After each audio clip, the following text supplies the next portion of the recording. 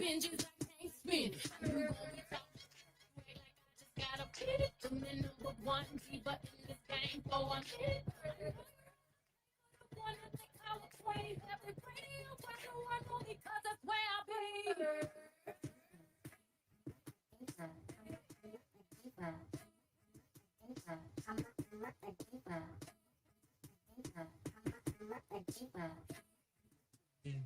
Na diva.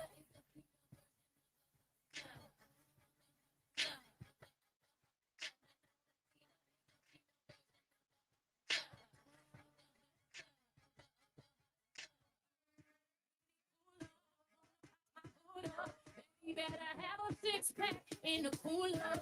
Getting money, diva getting money. If you ain't getting money, then you ain't got nothing for me. Tell me something. Where your boss at? Ladies up in here and like the top of that. Reach out, what you say? He ain't no tea. Diva is the female version of a hustler.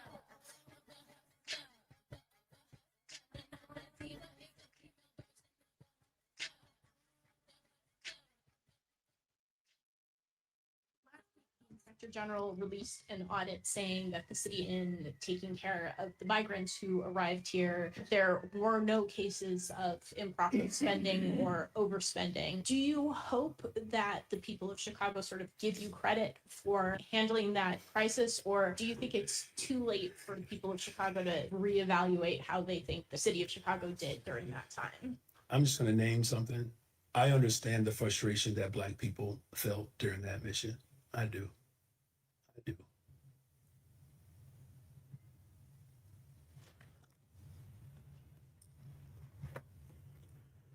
Here's what I understand. We don't ask for much. We don't. We just don't want our schools to close. We want opportunities, good paying jobs.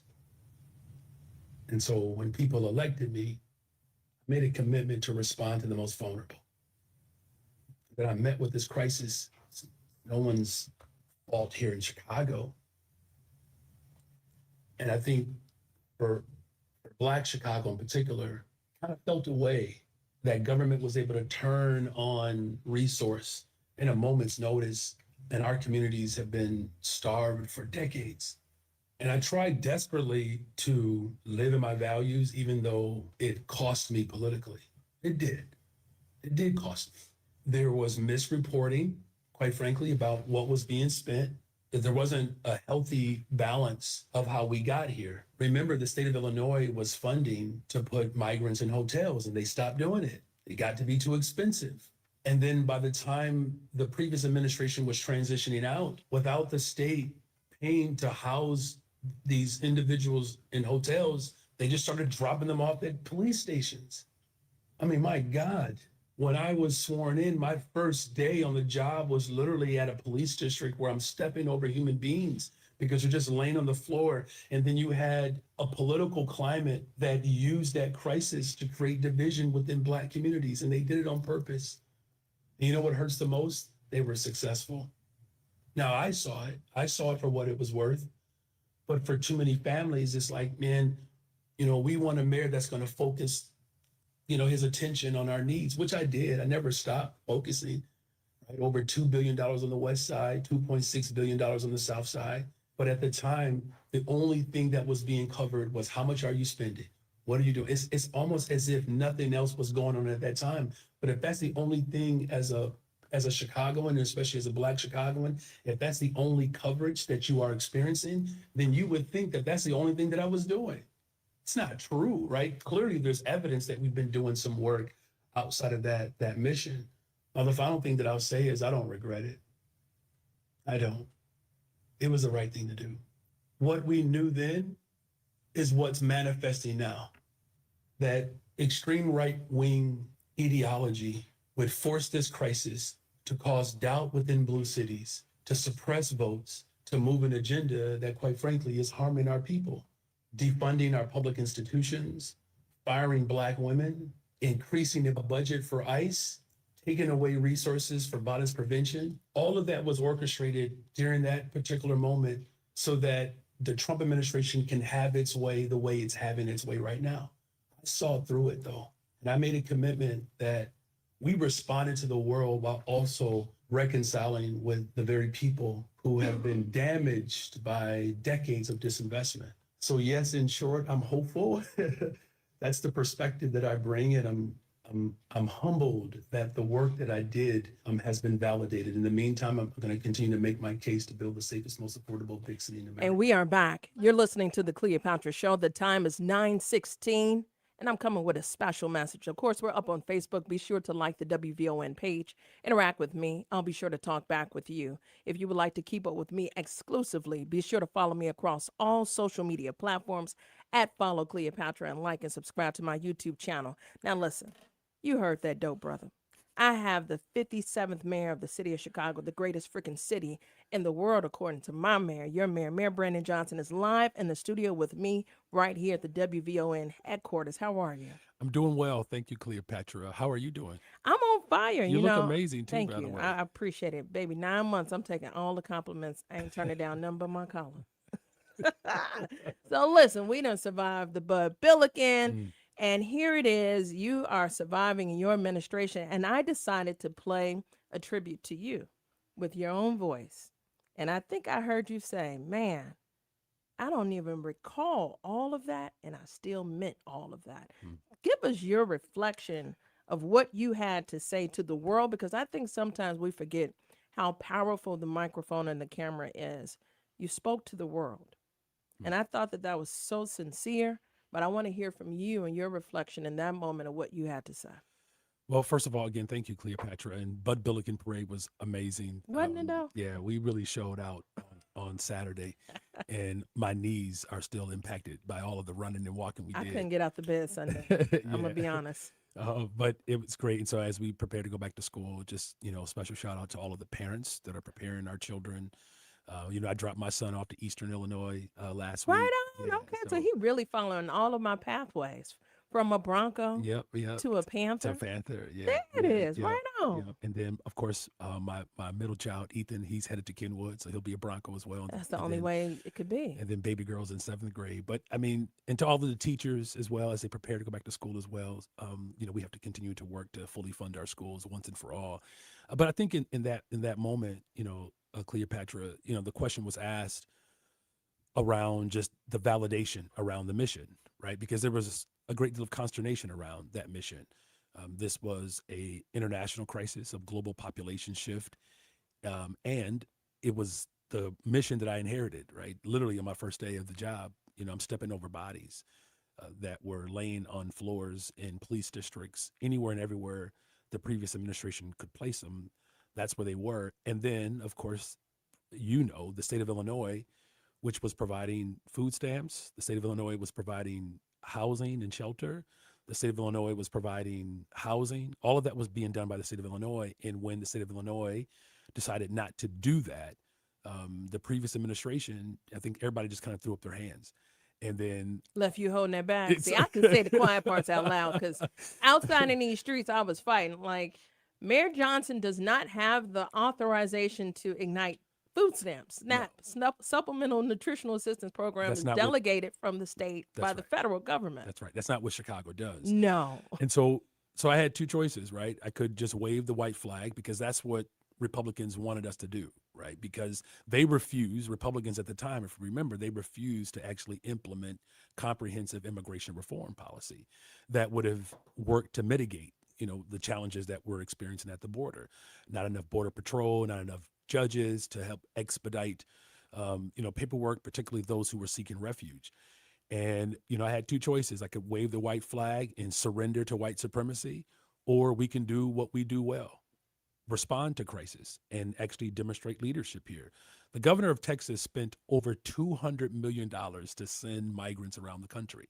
Of taxpayer dollars, he spent $200 Hot million. Wheels something else. See, I can say the things my mayor can't say. When you talk about Governor Abbott, he is a very interesting human being, classified as such. He breathes air, and there's a pulse, right? But is there a heart? And one thing I heard was a man that was emotional and compassionate about the elephant in the room. And that's why I played the tape. Because if this is the tipping spear that will not permit you to serve in a second term, you stood 10 toes down and doing the right thing. Well, here's But is that the rebuke? And that's what I want to talk yeah, about, because here it is. In hindsight, you sat across from other mayors before the country on the Capitol to discuss the migrant crisis from an affordability standpoint and a fiscal responsibility.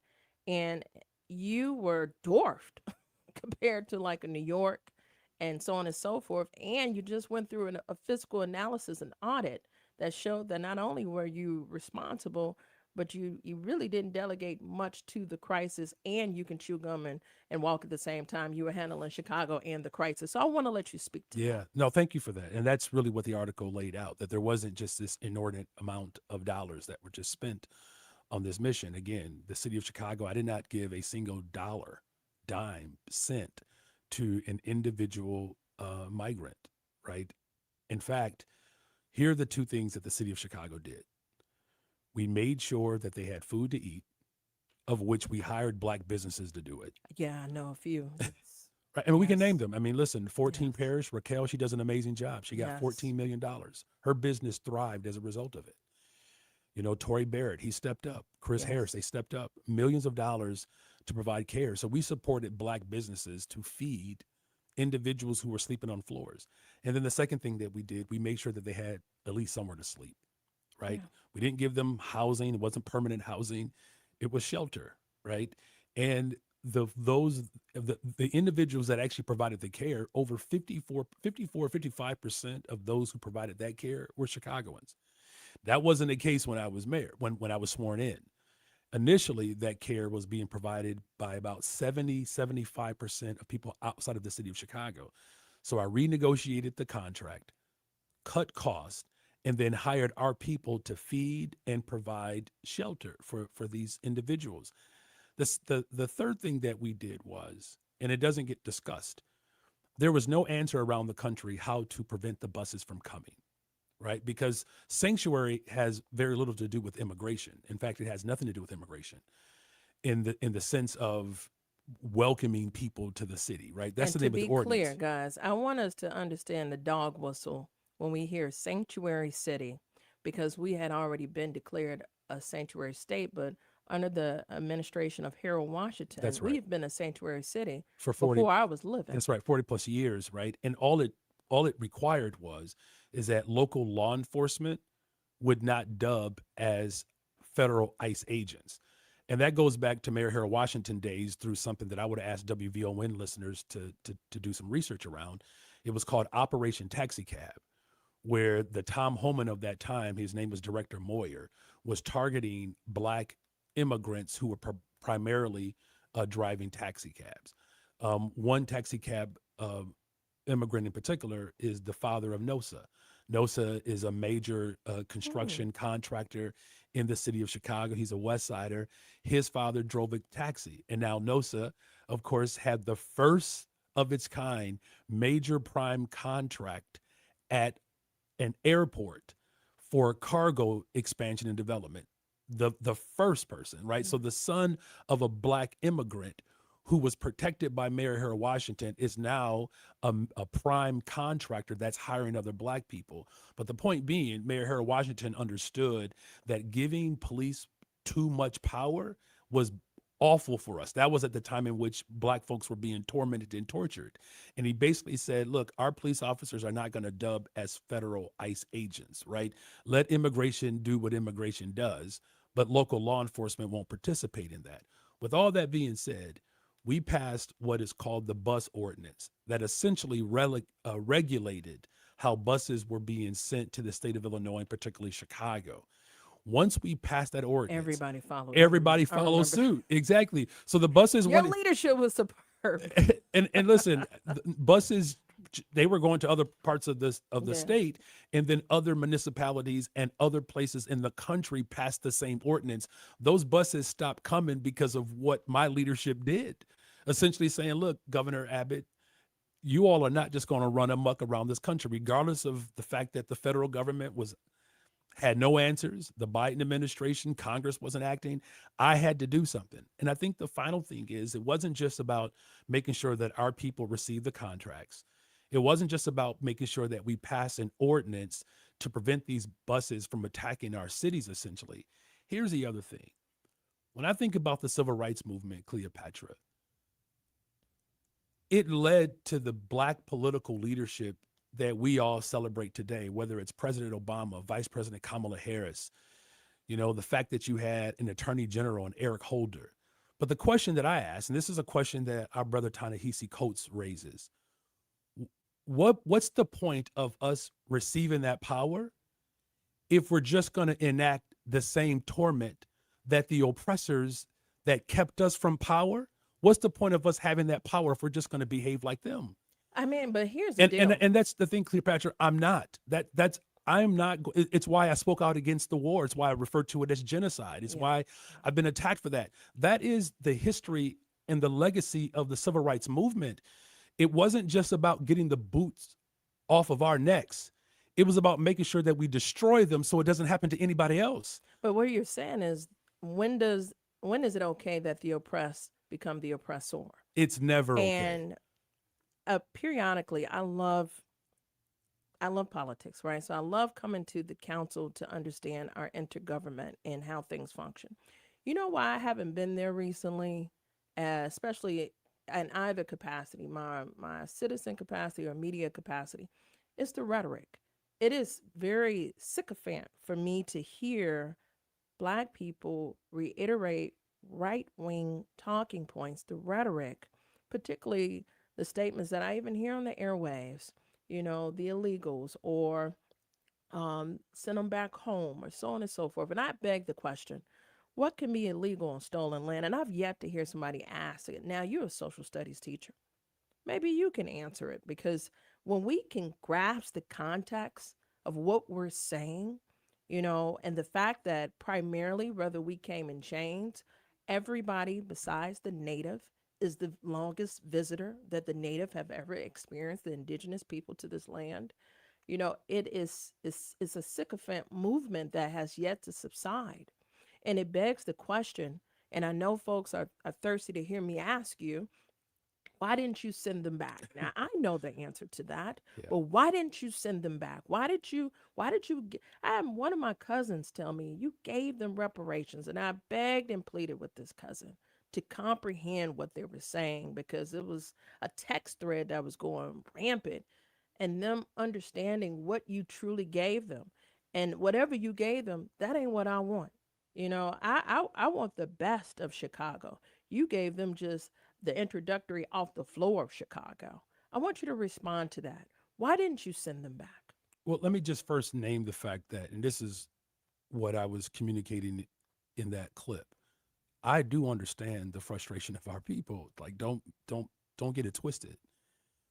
When our schools were closed and public housing was shut down and crime is running amok in our communities, and the only thing that you're witnessing through mainstream media is this migrant crisis, you could come to the conclusion that was the only area of focus.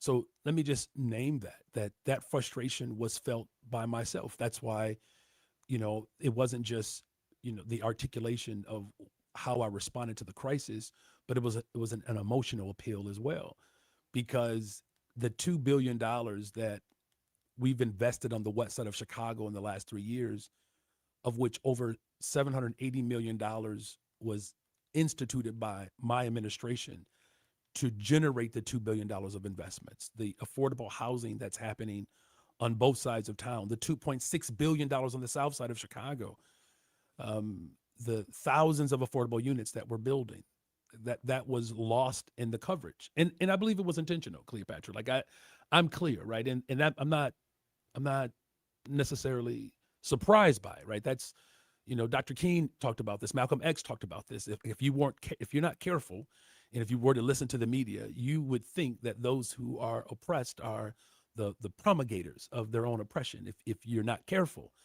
And so this idea that I would use my power to do what white supremacy was doing across the country, That's not why our people died for us to have power, to exercise the same white supremacist ideology that we're looking to break and to destroy. That was the point of Governor Abbott. That was the point of Donald Trump, was to get us to capitulate and to behave like them. And furthermore, again, the governor of Texas spent over $200 million of taxpayer dollars to do it, right? My other question to the people of Chicago, should we have sent Ukrainians back? Come on. I mean, Listen, at that time, there were 30,000 Ukrainians here in Chicago, of which hundreds of millions of dollars from the federal government with other support created refuge for Ukrainians. The other question, every single state rep, every single state senator, including the governor, voted for a budget to fund the migrant mission that responded to Venezuelans. Was Governor Pritzker obligated to send them back? Were other mayors obligated to send them back? President Preckwinkle, every single Cook County commissioner voted for a budget to fund this mission. I'm not even saying they were wrong. I'm simply saying if the question is whether or not I personally should have used my power to exercise the same white supremacist behavior of those who have oppressed people of color, our people in particular, across this globe, the whole point of us being here is to disrupt and to destroy that system, to break that system versus adopt the same ideology of that system. Now, again, the thousands of young people who received summer jobs, of which over 54% of them were Black children, 55% were Black children. The top neighborhoods, whether it was Austin, Roseland, Auburn, Gresham, hiring our people. Cleopatra, I'm under investigation currently right now by the Trump administration for hiring too many Black people, the Department of Justice. right. So you understand like how white supremacy wants to have it both ways. They want to say that I focus too much on Black folks, while at the same time trying to make an argument that I don't care about our people. And so, yeah, it was an emotional appeal to, like, I get why our people feel frustrated. I was frustrated. You know, the previous administration did not pay all of its bills. So the first act that I had to do was respond to something that had already been carried out, but I had to, You had to carry do it. that responsibility. Not only were you handed the bag, you've been holding the bag, and you haven't had much support in the bag, right? So you named some key players that I just find it very unique that they're not being scrutinized like you, right? And it's obvious. It's obvious. And I think I blame some of it to civics and the understanding comprehensively of who does what. But then, two, I got to look at this the systemic and structural racism that is rooted in the optics of when they see you. When they see you, the expectation is what, right? So here it is. There was a dog whistle. You was just too bliggity black. Black this, black that, black that. He talked too much black. And I'm saying this from Black folk, right? That was driving me up a wall. But then when you don't have Black excellence, and now you have this national attack on the erasure of Black excellence, the eradication of diversity and equity and inclusion of Black excellence. I mean, you're going to put a denotation that this did not happen at the symposium of Black excellence. I thank God not only for you, but the demand of you, right? And you have been just unapologetic. But on the optic side of it, it is, I see an attack deliberately to make it look like it's not as though it seems. And it deliberately is as though it seems.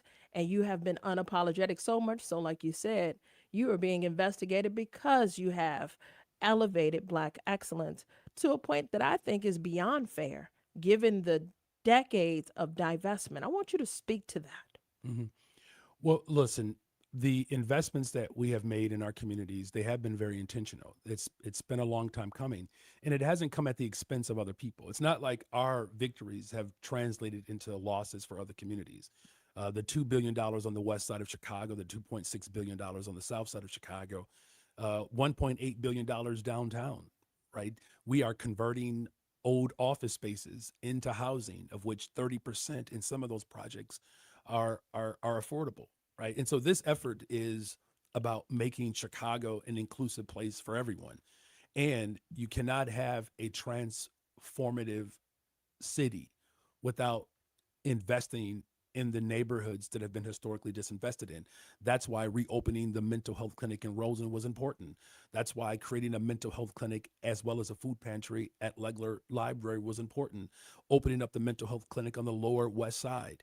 It's why, again, youth employment, we're going to break a record this year, Cleopatra. Over 32,000 young people will have had paid summer jobs. That's the most in the history of Chicago. The vast majority of those children live in our communities. It's why I put over $1 billion into our public schools at a time in which our state is underfunding our public schools. Like, we have bailed out the state of Illinois the last 3 budgets just to make sure the Black Student Success Program was secured, to make sure that we're not laying people off, because we know when layoffs occur that overwhelmingly impacts our community.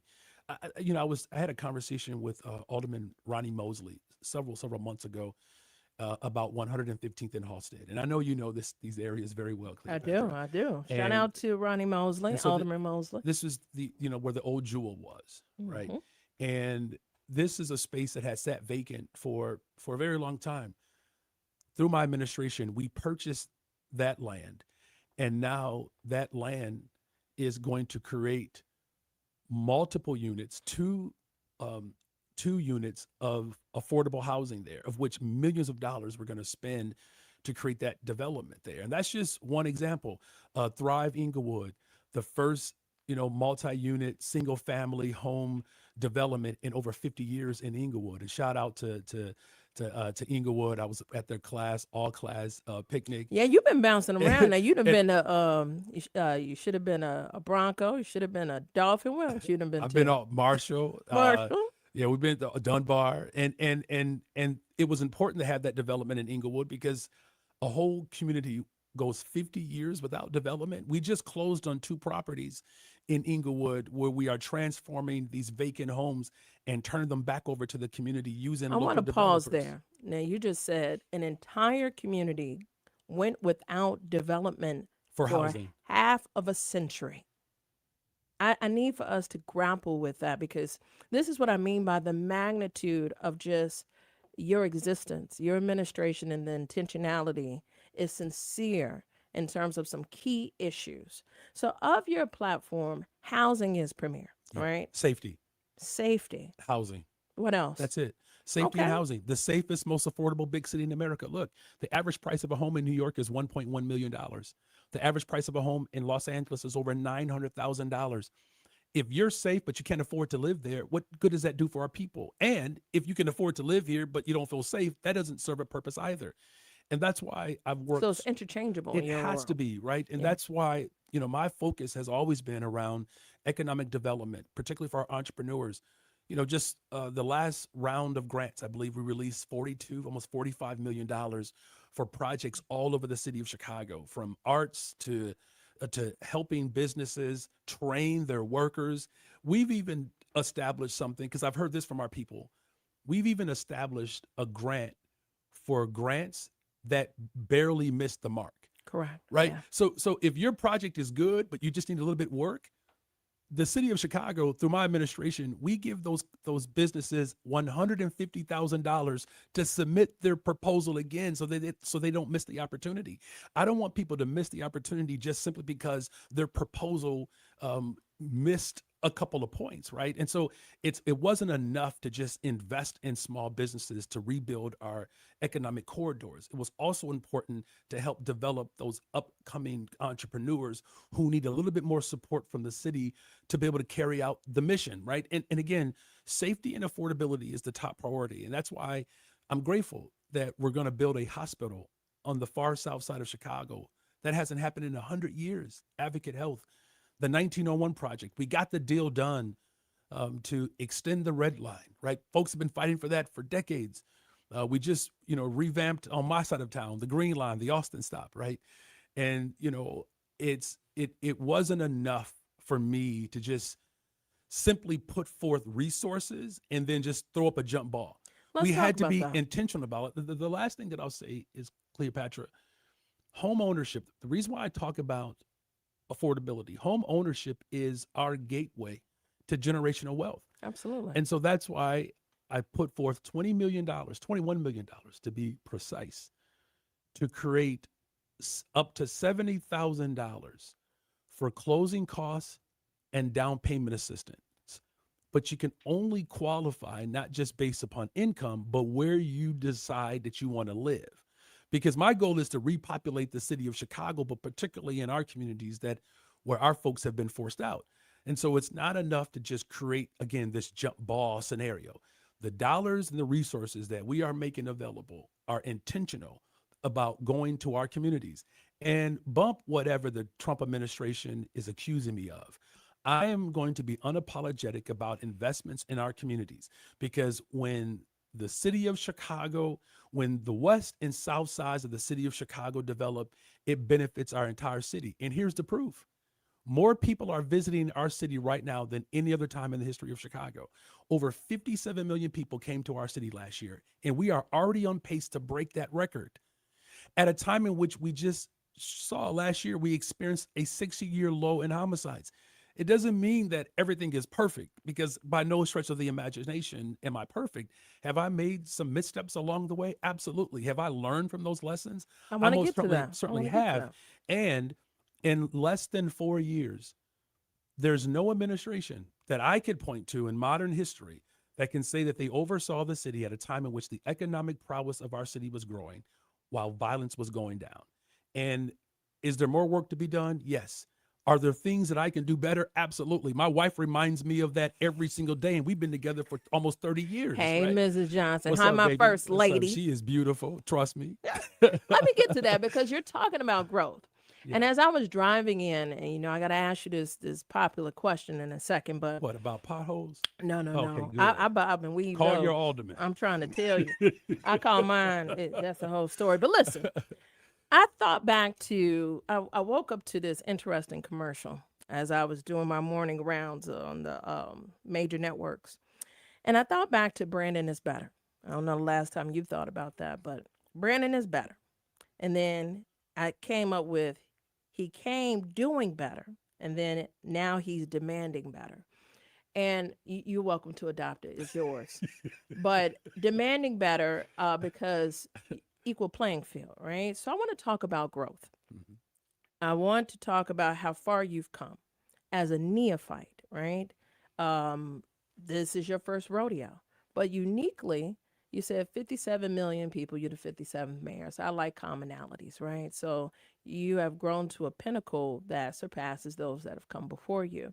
But then immediately you recognize some weaknesses or areas of where you can get stronger. I want to highlight those. Mhm.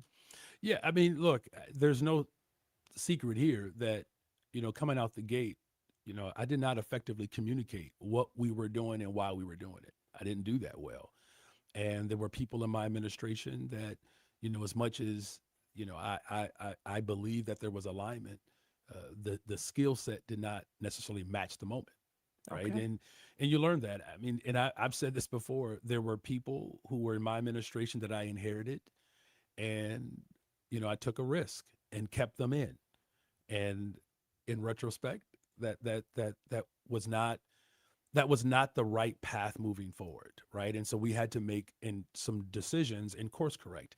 And it doesn't mean that people were bad. I don't know if they were all nefarious. So if you were to hit a reset button, would you had dumped the old? Let's keep it true. I mean, because usually I work for 4 CEOs on the Chicago Public Schools. Let's be clear, and every CEO did the same thing. So my expectation was for you to have hit the dump button, right? Usually they come in, eviscerate everything that was there, and bring in their people. You not only kept some retainers, but some of them stayed a little too long. If you were to have done it again, or if you got a second chance, what would you have done differently? Well, again, I admit there were people that did not, match the energy that I needed, right? And that was, I regret, those decisions, right? Those were some missteps, right? Because again, here's my rationale behind it. My thought was much like what I said earlier. I did not want to necessarily repeat the same behavior of previous administrations. Let me demonstrate that I'm willing to work with people, even if they don't necessarily fully agree with me on everything, right? I need that type of challenge. If you look at the appointments of chairs of committees, over half of the individuals that chair my committees did not support me when I ran for mayor. So it wasn't just within my administration, because you could look at other mayors, chairs of committees, they tend to be loyalists. That was not a requirement for me, right? And perhaps I should have thought that through a little bit more carefully. But I think at that time, much like I don't want to carry out the same element or dynamics of those who have been in the position of the oppressor, that the whole point of us getting here, if you go back and look at the words of Fannie Lou Hamer fought for Mississippi, but it was bigger than Mississippi for her, right? James Baldwin, who talked about power and ignorance allied is the most ferocious enemy of justice, right? He had a global perspective. You think about, again, Dr. King, who not just argued but fought against wars with administrations that were supportive of some of the elements of the civil rights movements, right? And so I've always carried this position of what Black liberation theology is, which is to not repeat the behavior of the oppressor, to disrupt and to destroy that system. And I think I got, perhaps a little bit too nuanced in that mix. And yes, I should have removed people sooner. I should have understood the interests of corporations a little stronger, particularly around communications. I should have spent more time communicating directly to the people of Chicago versus relying upon your traditional standard form of media to do that, right? There are a number of things that people have no idea that we've done simply because the corporate media decided not to cover it. And I've learned, sometimes the hard way. So let me ask you this, Mayor. The bottom line is this. I saw you at the Bud Billiken parade, but I wasn't sure if it was just my mayor or my mayor that's running for reelection. Are you seeking reelection? I didn't see that one coming at all. I know you didn't. Oh my I know goodness, you didn't. that's pretty impressive, Thank sister. you. You how long did you work on that in the mirror? I didn't. I didn't. Came across- That's what makes It me was excellent. real natural too. That's impressive. I will say this. I am preparing to make a decision, really soon, and there's certain measures that I wanted to put in place to better assess our situation. As I said, the goal is to build. So what's your assessment? I need you to get out your head because Black folks are listening. And once I open up these phone lines, I needed to know whether or not you are seeking reelection because I want to ask you, why should Black folks vote for you? See, I'm there. I need to know if you there. Are you there to allow me to ask you this question? Because folks want to know what they need to do. We need marching orders. You've been saying mission the entire time because I assume you are the general. And if you're the general leading this army, which way we going? Well, we're certainly headed in the right direction. Okay. That's clear, right? I mean, the city of Chicago is safer. The city of Chicago is becoming more affordable. Listen, it doesn't mean that we don't have our challenges. I was talking to a dad just on Friday, $1,800 for rent. By the end of the month, this for a 2-bedroom. By the end of the month, he and his wife, they're struggling just to make the ends meet. And, we're establishing programs, right, to help them with food and other costs and school supplies and clothing, right? Affordability is the big crisis. And that's why I've been so focused. Affordability is on every ballot. Absolutely, right? And so that's why, again, we're on pace to build over 10,000 of them. And there's more work to be done. The $70,000 of down payment. I know, rental and assistance. saying that, Mayor Johnson, with more work to be done, Yeah. you said mission, you used the language. I got to open up the phone lines, but the Okay. bottom line is I did a whole segment on the Great White Hope. I got to ask you about it because there's a lot of frogs leaping. And I ain't never known an incumbent that had to declare. But you are in a very precarious situation. Whereas folk like where you sit, but don't know.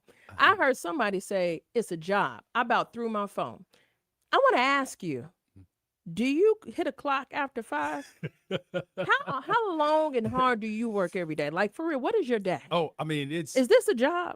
Let me say. Because a job stops at a certain time. It's nonstop. I would say it like that. And it has been one of the great joys of my life. I kid you not, Cleopatra, what I've been able to experience as mayor in terms of just seeing the full scope of our city. I wish more Chicagoans could see the entire city of Chicago the way I've experienced. I'll be honest with you here. Lollapalooza wasn't my thing. And I'm sure I'm not alone in that, right? I've never seen the inside of Lollapalooza. You see what I'm saying? Like it's gospel fest, I see blues the fest. barricades, but You know I've what I never mean? seen Like it. there are certain things that Black Chicago, like we tend to do. The taste, right, which we brought back to 5 days in July. So you buttering us all up, man, and I didn't ask on the bread, where's the meat? Listen, okay, I'm gonna let my people ask. I'm gonna give you one more time now. Bottom line is I saw my mayor in full-fledged. Shout out to Jack Master Funk Farley. He gonna be in the Yes. studio a little later on this Yes. week. But the point is, you was suited and booted, and you look like a real general. I just want to know, are you marching us to victory? What do you want from us? What do you want from Black Chicago? Anthony, line 1. There it is. Let's talk to Anthony. My mayor's something else. Let's talk to Anthony. Anthony, talk to us. Welcome to WVON. I got you, Anthony. Good morning, Queen Cleopatra. Can you hear me? Yes. Good morning, Honorable Mayor Johnson. Good morning, sir. Good morning, brother. I'm gonna say this. This is just my personal opinion. I wish he wouldn't run. You know why? Because these Negroes in Chicago don't deserve it. Mm. I think about some of the aldermen that he has to deal with, like your alderman in the Ninth Ward, and the fact that we as Black people are so mentally controlled. Black people do the same thing when they first go to a Black-owned restaurant. The first thing, or a Black-owned business, they look for something to complain about, and the first thing they do when they come out of that restaurant is, "Gee, this is why I don't support niggas." Because they had an issue with that one establishment. They would paint the whole picture. We suffer from envy and self-hate. In the hip-hop world, Chicago is looked at as the city of hate. And we are the city of hate. I heard a caller call in and complain about a private salvagery in his ward. And I'm saying to myself, why are you bringing this on the mayor? Call your alderman. He call in all the time and talk about this so-called garbage truck that's in the ward doing some garbage work. I don't know what it is. But nobody looks beyond the mayor. They don't complain about Pritzker, who is sabotaging your mayorship. Trust me, that man is sabotaging you. They don't complain about the Democratic Party when it comes to this migrant situation. They didn't complain about the Cook County Board because the media didn't tell them to.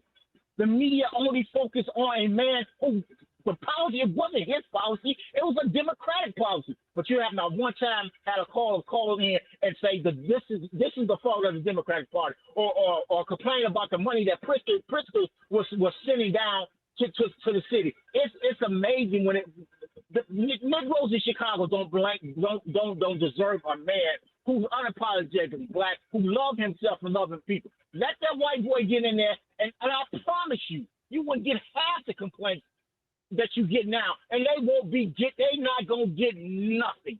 It's sad. It's sickening, the hate that we have towards one another. Thank you, Anthony. Good call. Mayor Johnson? Look, there is no secret here that our communities have been severely disinvested in and traumatized, right? And I find hope in this moment, knowing that, a couple weeks ago, Cleopatra, Dr. Bernice King came to Chicago and walked the very route that her father walked. And here's the conclusion that Dr. King came to when he left Chicago. He said that with everything that he experienced all over the country, he had never experienced what he experienced in Chicago. Yeah. But he said that if we can do it right in Chicago, we can do it anywhere in the world. There's a reason why our city is under attack. What Dr. King prophesied is manifesting. Make no mistake about it. The movement that's happening around this country is the direct result of our leadership here in Chicago. Over 30 million people, 10% of the country, they are living under executive orders that I signed here in Chicago. You know what? The I just bus, smiled. the bus ordinance that we passed, the country Yes. adopted that. This conversation around safety and affordability. But There how are do people, you feel when folk are just, man, like I listened to a commercial. I had to look closer. I thought it was you. It was your platform for your city, this for is your seat, for your fifth floor. I mean, universal pre-K, housing, improving. I mean, like, bro, it's so brazen. Mayor Johnson, come on, birthday twin. I know you feel me. Like, at the end of the day, what do you want? What would you, I wouldn't normally ask this of the Lord, but what would you have us do? Because Black folks are saying, hey, this man just said they don't deserve you. How do you respond to that? I do believe that there is a concerted effort to convince our people that we don't deserve the righteousness and the justice that we have fought for. I do believe that. And it's why I'm fighting hard every single day to break down the barriers, to disrupt the narrative, to interrupt the status quo, to beat back against a system that has harmed us, right? Let's And take some more calls. Let's talk to Pam. how about that, Pam? That's Pam, good. talk Pam, to line us. 7. Thank you. Good Come on, morning, Pam. Cleopatra. Good morning, Mayor Johnson, and both of you are on fire. Let me just say, Cleopatra, I'm going to take a point of privilege, and I'm going to say that the mayor is going to run. But that's just me. Mayor, you can confirm or deny, or you can just stay neutral. But Cleopatra, I'm saying he's going to run. So first, let me say thank you. To Anthony, please understand that there are many black voters like me and voters of other ethnic groups who care about the mayor and what he is doing. Mayor, I was out there canvassing and knocking doors for you.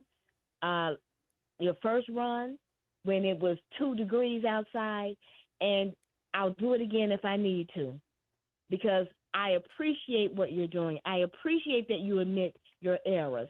I just wanted to ask you this.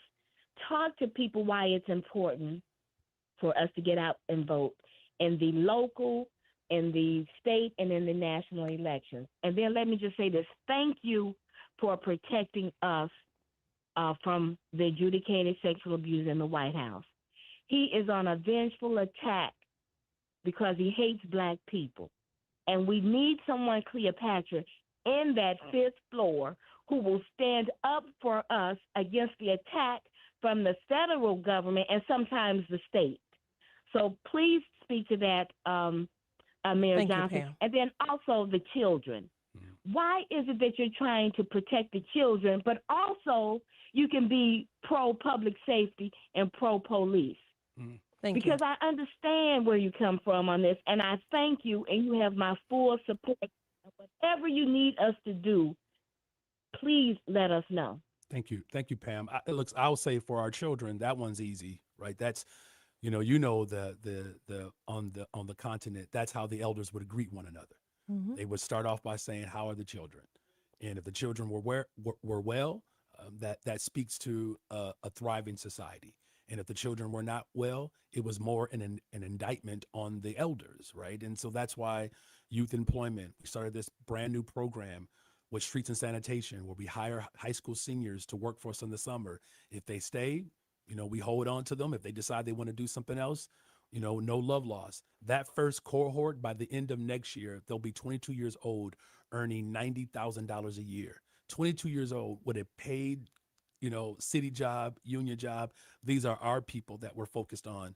Shout out to Mael Foundation, who helped us get free memberships at our YMCAs across the city. Over 2,000 young people took advantage of it. I want to applaud you for that because, we go back to what it used to be, and you are making a new inroad to what it is going to be. Again, I went back in my mind today why Brandon was better, and then why Brandon is demanding better, and why Brandon is doing better, since folks want to borrow that word better. Yeah. You've been on that, right? And you have continued. On top of the children, you have a fully elected school board race that is coming. So while Pam is talking about municipal activity, We got to vote. you y'all. just Yeah. you just laid that out. You just made your last maneuver to even appoint somebody. It's a wrap for you. You have no input in that whatsoever. Talk about But that. the voters have to come out and vote, y'all. Yeah. Listen, and I love the legacy of Mayor Harold Washington. But, I remember some of the OGs would say how Mayor Harold Washington supported an elected school board until he became mayor, which, listen, I totally understand, right? And I thought it was important that we hold to that promise and push for a fully elected representative school board. And so Pam is right. We have to get out and vote. The last thing that she brought up was the federal attacks and the state not doing its part. The state has to fully fund our schools.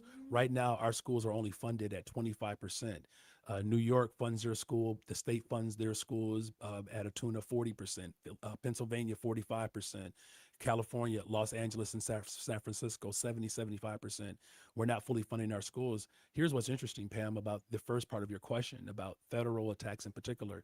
If you go back and look at a speech that Mayor Harold Washington delivered in his second inaugural address, he talks about cities being attacked by the federal government. At that time, it was Ronald Reagan. Listen, y'all, this And playbook. then Trump takes his cues from Reagan. That's all I'm saying. Right? Reaganomics. They're not using any new tools, right? There's just different players, and there's a far greater degree of fascism in this country, right? Where you have absolute dominance and control by individuals or one single individual to dictate to the rest of us what we should possess. We did not succeed in the 80s, quite frankly. And that's what has garnered what we are experiencing now. I believe it's incumbent upon us as Black voters in particular to take heed to what Mayor Harold Washington warned us of in the 80s, that these attacks against American cities is an affront and an attack against our democracy, because it's where cities, where the rubber meets the road. But I will say it like this: I know our work is not finished. There's much more work to do. Yeah, that's what I'm trying to get out of you so we can get this assignment. Now, Miss Eunice is our beloved elder who is going to take precedence over everybody. I got to take Miss Eunice call. Miss Eunice, talk to us. Welcome to WVON. Good morning, Cleopatra, and to my dearly beloved mayor. I used to talk to him on the radio. I love you very much. And if Trump can be president, you can certainly be the mayor. And we always end up giving up power. Look at the power that Trump has, and he's abusing it in every way he can. And thank you, Mr. Mayor. Even at my age, I'll be willing to do what I can. And God bless you. Thank you. God bless you, too. Love you, too, Ms. Look at that. Let's talk to Randy. Randy, talk to us. Welcome to WVON. Well, good morning, Auntie Roker. Good morning, Mayor Brandon Johnson. I just wanted to say I'm one of your top supporters. I have much respect for you. I appreciate Cleopatra. They're such a tremendous asset to our community. I appreciate you because you exemplify and you're the epitome of what a mayor should be. You and Mayor Washington and others have done so much to try to advance the interests of our community. I have much respect for you. We're going to be canvassing the community. As a matter of fact, I'm working with a group right now, the Alliance and Frank Chapman and others. And Joe Osberg and others. We're going to be canvassing the community to make sure that you're reelected mayor of the city of Chicago because you've done an outstanding job. And I want you to address this. The disinformation campaign that they are carefully orchestrated, right, with the help of these I call them the sunken place blacks, right? The people who are part of the 50 Chicago Flips Red, right? Those various individuals and groups that are down there trying to destabilize your government, right? Come down to city council disrespecting you. We need to try to lay out your legislative victories. Please lay out your legislative victories and successes. We're going to have to put out literature and other things to try to inform Randy. He hadn't even announced if he going to run, so you talking about this whole political strategy right now. Look, you know what I'm going to do? I'm training. Unless he going to change his mind. I'm training Brazilian Jiu-Jitsu. I'm going to grab you and put the Jiu-Jitsu lock on you to make you say, Uncle, that you're going to run for mayor. There it is. Good call, Randy. Good call. Listen, guys, the mayor's not going anywhere. Mustafa, Janice, Keith, Frank, hold tight. I have to take a quick break, and we'll reset. We'll be back after this break. The talk of Chicago and the voice of the nation is 1690 AM WVON, Berwyn, Chicago.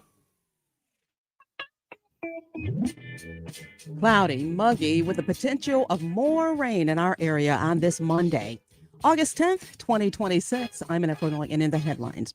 Mayor Brandon Johnson live in studio.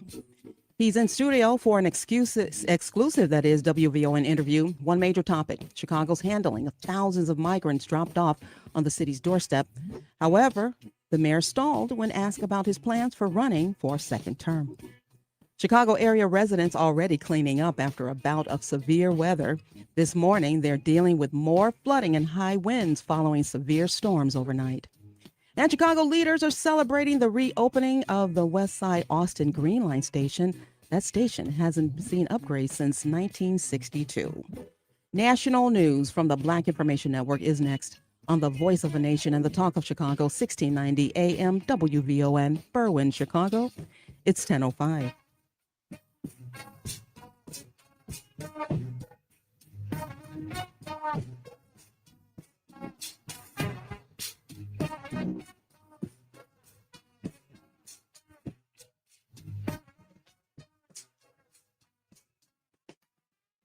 Live from the Xfinity Studios at WVON, it's the Cleopatra Show on Chicago's essential storyteller, 1690 WVON.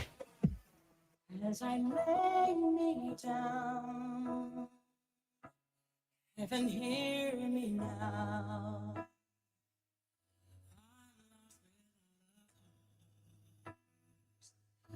After giving it my all, winter storms have come and darkened my sun. After all that I've been through, who on earth can turn to?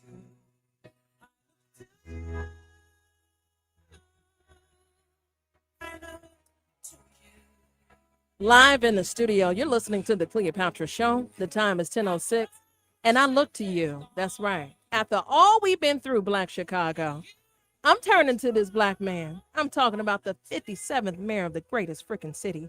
Mayor Brandon Johnson is live and in studio with me, and I am looking to you. Now, I tried to shake it out of you. Man, you got that Whitney song going. I just I'm might, trying to I might. She just Oh, had a birthday, a heavenly yeah. birthday. Oh gosh, I miss her, man. She's just terrific, and I love that song. In fact, Deborah Cox is coming in the studio too. You know, we be on fire on the TCS. Yes, She got a yes, I special announcement about Whitney. Mm-hmm. But, you know, I was trying to shake a special announcement out of you. So I'm going to keep looking to you out the corner of my eye. Maybe you all can shake it out, the mayor. You know, bottom line is your legislative record. Mm-hmm. Randy was talking about it. And on top of that, the obvious attacks.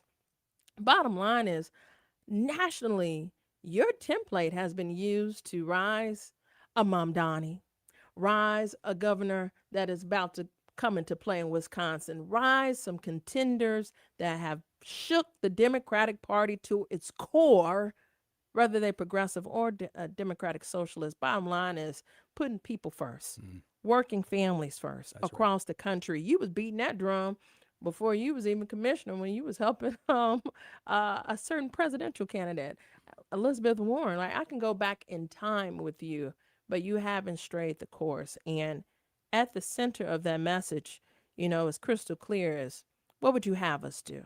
And I'm going back to the phone line because that's what he want me to do. I'm going to go back and take some more of you all's calls. Let's talk to Frank. Frank, talk to us. Welcome to WVON. Frank, are you there? Uh-oh. Let's We talk to couldn't Frank. take those patients, so they sent them back to the pharmaceutical company, and I guess they're going to find someone to set them up. Okay, is Frank with us? Frank, are you with us? Maybe Frank. maybe help it. Uh-oh. Frank on Oh, two no. different calls there. No. Let's talk to Susan. Susan, talk to us. Welcome to WVON. Thank you. Good morning, Mayor. Good morning, Cleopatra. Good morning. I am so glad that you just mentioned this program that was Streets and Sanitation, correct? That's correct. Okay. Totally impressed. Totally blown away. I think it's 150 so far, 150 young people that we've hired so far. Those are the things we've been begging for. You know, this is what I've been saying on VON, hoping that either you or your people were listening to the station and taking notes. I hope you take notes on the critiques, the good ones and the bad ones, to, you know, give you insight on things that people are looking for you to do. But something that I saw on IG, and I just bumped into it. I don't even know how I ended up there, but I was on Mom Donnie's IG page, Instagram page.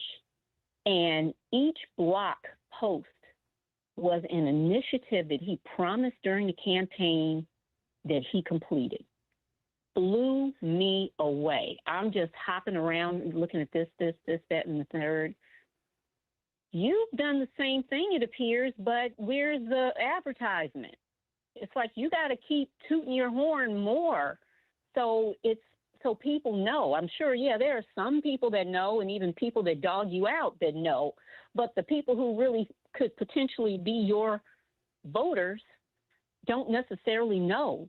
It was masterful, and it was just simple. Well, All it thank was you, was a Susan. I price want to take some more calls. No, for Good each point. item. Yeah, Susan is absolutely right. This is why when I talked about earlier, some of the things that I do regret, I did not do right. And part of it was just telling our own story, right? I promised that we would hire more young people. We've done it. We've broken the record. I promised that we would reopen mental health clinics, right? When Mayor Harold Washington died, there were 19. When I was sworn in, we were down to 6. I reopened 3, and I expanded the CARE program, Crisis Assistance Response Engagement. So now when a mental health crisis occurs, a paid behavioral mental health crisis professional shows up, I said we were going to promote 200 more detectives. We promoted 250 more detectives. I said we're going to build more affordable housing. I just got another note. The 2,500 new homes on the South Side, of which 92% of them are affordable. The 2,600 new homes on the West Side. I mean, but here's the deal. 91% of them are affordable. And then I said we're going to lower violence in the city of Chicago, and we've done that. July, we had the fewest amount of homicides in a July in over 50 years. Now, look, one act of violence is one too many, but we are moving in the right direction. I said we're going to grow our economic corridors. Like, we've kept our promises. I said we're going to invest in our public schools. Promises made, promises I kept. said we're going to tax the rich. We created a social media amusement responsibility tax, the first of its kind. And then the governor followed our lead, and he passed one in Springfield as well. That revenue is already overperforming by 57%, and it's going to be dedicated strictly to mental health services. So Susan's not wrong. That's something that I can admit that we just did not do a good job, communicating to So people. in round 2, you can do better. Amen. Listen, guys, I'm going to keep taking these calls. Let's talk to Keith. Keith, talk to us. Welcome to WVON. Good morning, Mrs. Draper. Thank you and your team for this forum and giving us the ability to speak in it. Good morning, Mr. Mayor. Thank you for being here and taking our questions as Good morning. You're welcome. Again, thank you, Mayor Johnson, for honoring Mrs. Lumpkin last night. Some may not like you, but I appreciate your humanity. Couldn't speak with you because, you had to go. But I was able to speak with Stacey Davis Gates, who advised me not to give up on the peace room question at Hyde Park High School. Can you help us help the future as Mrs. and Mr. Lumpkin had in their lives? And Mrs. Draper, can you provide the Hyde Park High School phone number you promoted last week? Yeah, I definitely can. No problem. Well, I appreciate the question, Keith. Is why, look, over $1 billion into our public schools to protect our children. Where schools were closed, where Rahm Emanuel closed schools, that's where we've seen the highest uptick in violence. We've repurposed 3 buildings just within the last 6 months. Hinton, one of them on the west side of Chicago, that's going to be an affordable housing unit. And there's more that I'm working to do. Like, I won't be satisfied until all of our communities are absolutely safer and more affordable. And I think to Keith's point around making sure that we're protecting programs at Hyde Park and other schools, it's why we have to call on our state reps and our state senators and our governor to fully fund our schools. We are underfunded by $1.6 billion.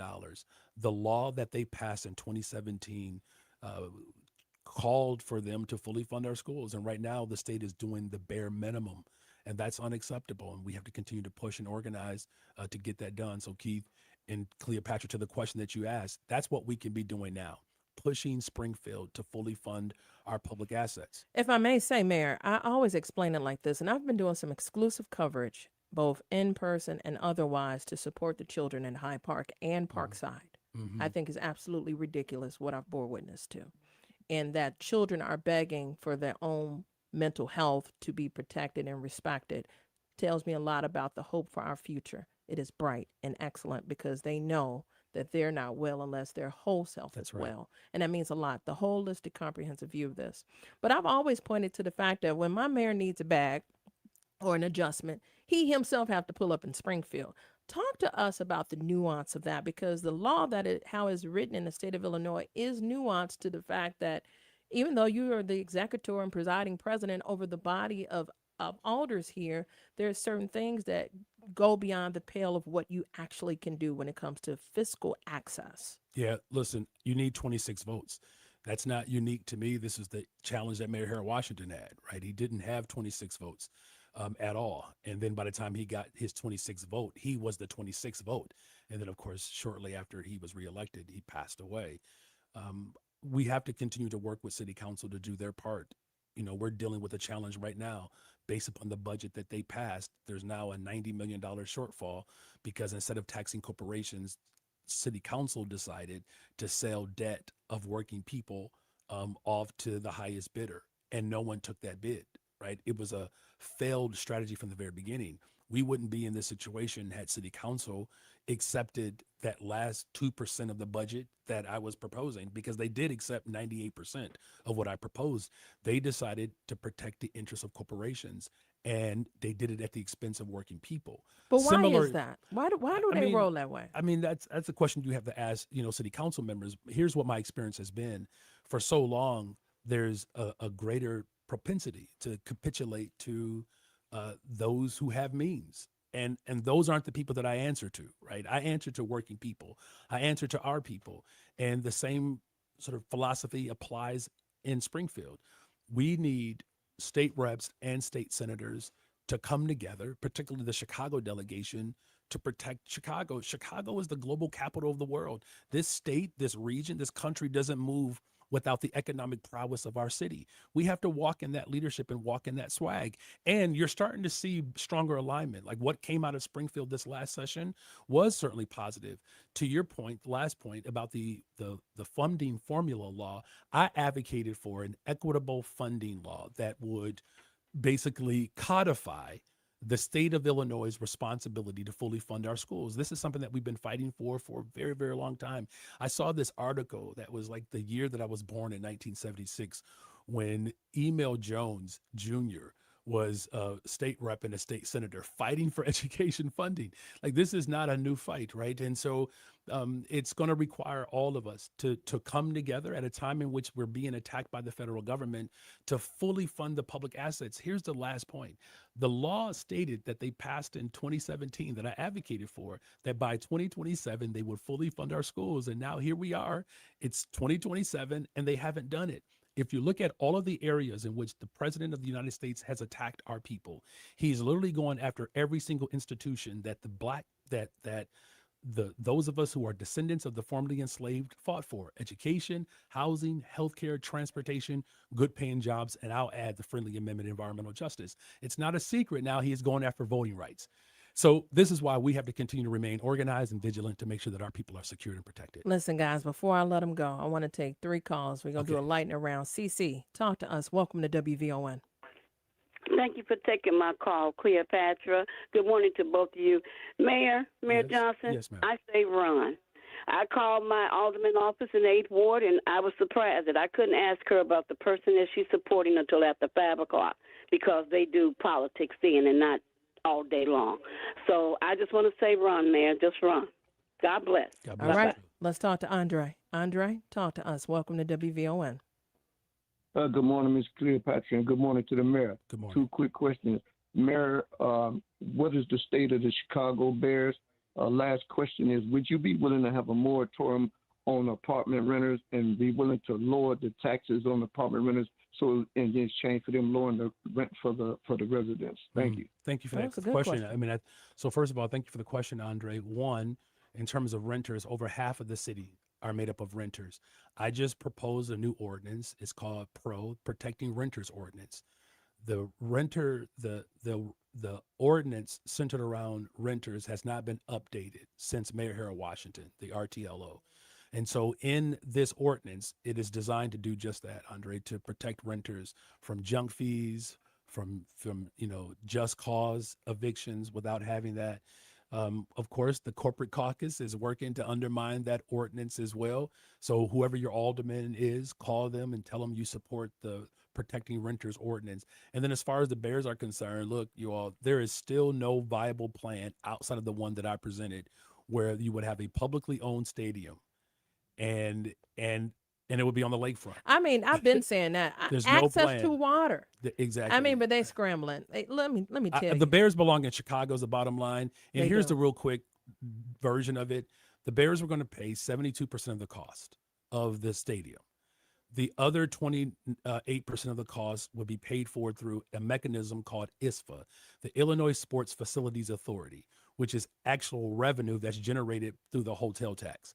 So the corporate entity and visitors would pay for the stadium that the people of Chicago would own. But They want Beartown. here's the kicker though. Guess who started ISFA? Mayor Harold Washington. It's actually designed to do what we're fighting for. But it's so the not- very but- entity that would pay for the stadium, which is the corporation, and then visitors, which Mayor Harold Washington was the last thing that he essentially accomplished before his untimely death. that we actually have a mechanism to do that. I mean, this brother was so forward thinking. This is why the resistance is so blatant, as you said, that the structure that Black people put together, that I am now trying to administer and lift up from what our ancestors put in place, we're getting pushback. There is no viable plan where the Bears would pay for the stadium and visitors, a construction that Mayor Harold Washington put together, and the people of Chicago would own it. That was the best deal. All right, I promise one more, but I see Brother Chris too. Edna got something to say to you. Edna, welcome to WVON. Yes. How do you do? I respect the both of you so much. Thank you. I remember Harold Washington. I pull up beside with a rally was going to be at the pavilion, and his a driver. I said, "Please put the window down." Harold was sitting in the back. I said, "Harold, we love you." And you know what he said? He said, "I love you too, baby." He was just so natural, but so intelligent. Well, I And love you too, Brandon baby. I love you reminds too, me baby. of the intelligence. You remind me of him so much because he had the Black people on his agenda, number one. And I told the caller, the people you put us through, if Pritzker can run for president, I don't see anything he has on Brandon. Brandon, I don't want you to run for mayor. I want you to run for president. Do you hear me, Brandon? And I'm not the only one that feels this way. Yeah, President she's of the a mayor. United Too States. smart. You have the knowledge. You have the intelligence. You have everything. Oh, thank you, That's Edna. very Thank you for sweet. seed. And last but not I least, see why Harold loved her. I'm trying to tell you, don't have my first lady looking for you. Brother Chris, talk to us. Welcome to WVON. Good morning. Good morning, family. Miss Draper, good morning. Mayor. Mayor, I wish you much success, much love. But I'll say this, Mayor, I think some of the voters are a little bit disillusioned, you know. Maybe you got to get some more scandals under your belt, like the hired trucks, the debacle with the pay toll, the debacle with the last parking where the citizens are being screwed, the misconduct police settlements, you know, like Daley did and flew off to the sunset. Of course, I'm being facetious, but Mayor, I wish you much success. I followed you back in the day on your radio show. I was one of your frequent callers every Sunday. And, you know, you're doing great things. And, I wish you much success. Thanks, Cleopatra. What do you say to that? Because you are, you real scandal free. You came in here smelling like a free Black man. And with that being said, it's clearly obvious folks are looking for some direction in terms of the assignment. So as this percolates, when will you potentially have your mind right to declare? Yeah. Well, in the famous words of one of the greatest, I think, gospel Black group ever, the Winans, soon. Soon and very soon. I'm gonna take you to the church mothers. Amen. And last but not least, with us celebrating the life and legacy of Whitney Houston, give us a fond memory you have. Oh of my her. gosh! Well, thank you for playing that song. I Look to You. I mean, I think what Whitney Houston did for those of us who are Gen Xers, she made life look and feel fun. I'll never forget. I get so emotional every time I look and think of you. One of my great jams of obviously the national anthem that she sung at the Super Bowl. I believe that children are the future, right? I mean, like Whitney, she spoke to our generation, right? And like her legacy will never be replicated, clearly. And just grateful for those who keep her memory alive. She is a generational icon, quite, just to be, blunt about it, and yeah, I mean, I just like the VH1, BET, MTV, like Whitney mainstreamed, if you will, like our genre of music where everybody could pick it up and dance to it. So miss you, Whitney, love you. And of course, let's continue to look to each other. I mean, I think that's the song that last one that she really, brought to life. Let's look to one another, when it feels like hope is lost. In each other is how we're going to carry on. And I'm grateful, honestly, Cleopatra, as I get up out of here, like serving in this capacity at a time like these, in a time like this, I can't help but just reflect on so many of the great legends that came before us that opened up this airwave, right? This station. And I take it seriously. I do. And I don't want to miss the mark when it comes to our people. And I know there's been times where our people have felt disappointed, in particular of me at times. And that's where I draw strength, right? You know, Black folks having a critique of me means they love me enough to say, look, brother, we want you to do better. And there's nothing wrong with that, right? And I'm going to continue to learn in this capacity. And, you know, I feel good about what we've accomplished. And I know there's still much more work for us to do. And as long as we look to one another, I believe we're going to be just fine. You know, before I let you go, you said a generation. You know, a song came to mind for me, and it's not a Whitney song. It's one of those, hi haters, you see me, hi haters. So for those that are just in this moment, and I meant what I said, feeling froggish and want to leap, right? But they're leaping towards a job. I feel like you've been on an assignment. You said mission, and the verbiage aligns. And I think it's more spiritually, as you have climbed this peak, you done went all the way to go see the Pope. You know, you have touched the hem of some garments. Amen. I can keep on going. But what would you say to those that feel as though they can feel the moccasins, not necessarily of your shoes or those that come past you, but those that are going before you? You know, what would you say to that in this moment? Because at a time such as this, you're seated, right? And you have been presiding and protecting the lives and the best interests of Chicagoans. And it's not necessarily to speak to the haters, but it is to acknowledge them. You've acknowledged all of us, good, bad, or indifferent. Acknowledge them too. Well, look, it is about the mission. It's about the purpose, right? And I think about Joseph, the life of Joseph, who looked out for his siblings and responded to a world crisis. And he had his struggles along the way, right? And I think about that as an example in this moment, right? I'm determined to build the safest, most affordable big city in America. And we can do that by investing in people. And it's going to take all of us to accomplish that. And if you look at some of the names that are out there, there's just take a look at their body of work, right? Some of these individuals have been involved in politics at a time in which violence had run amok. They didn't have an answer for it. When our finances were crumbling and poor decisions were being made, they didn't have a response for it. And they still don't, quite frankly. But what I'm determined to do in this moment is to continue to lead with integrity, to lead with the heartbeat of our ancestors. And more importantly than even the heartbeat of our ancestors, lead with the intentionality for those who are yet to be born. I know that's right. Last but not least, what did the Pope tell you? Give us some tea.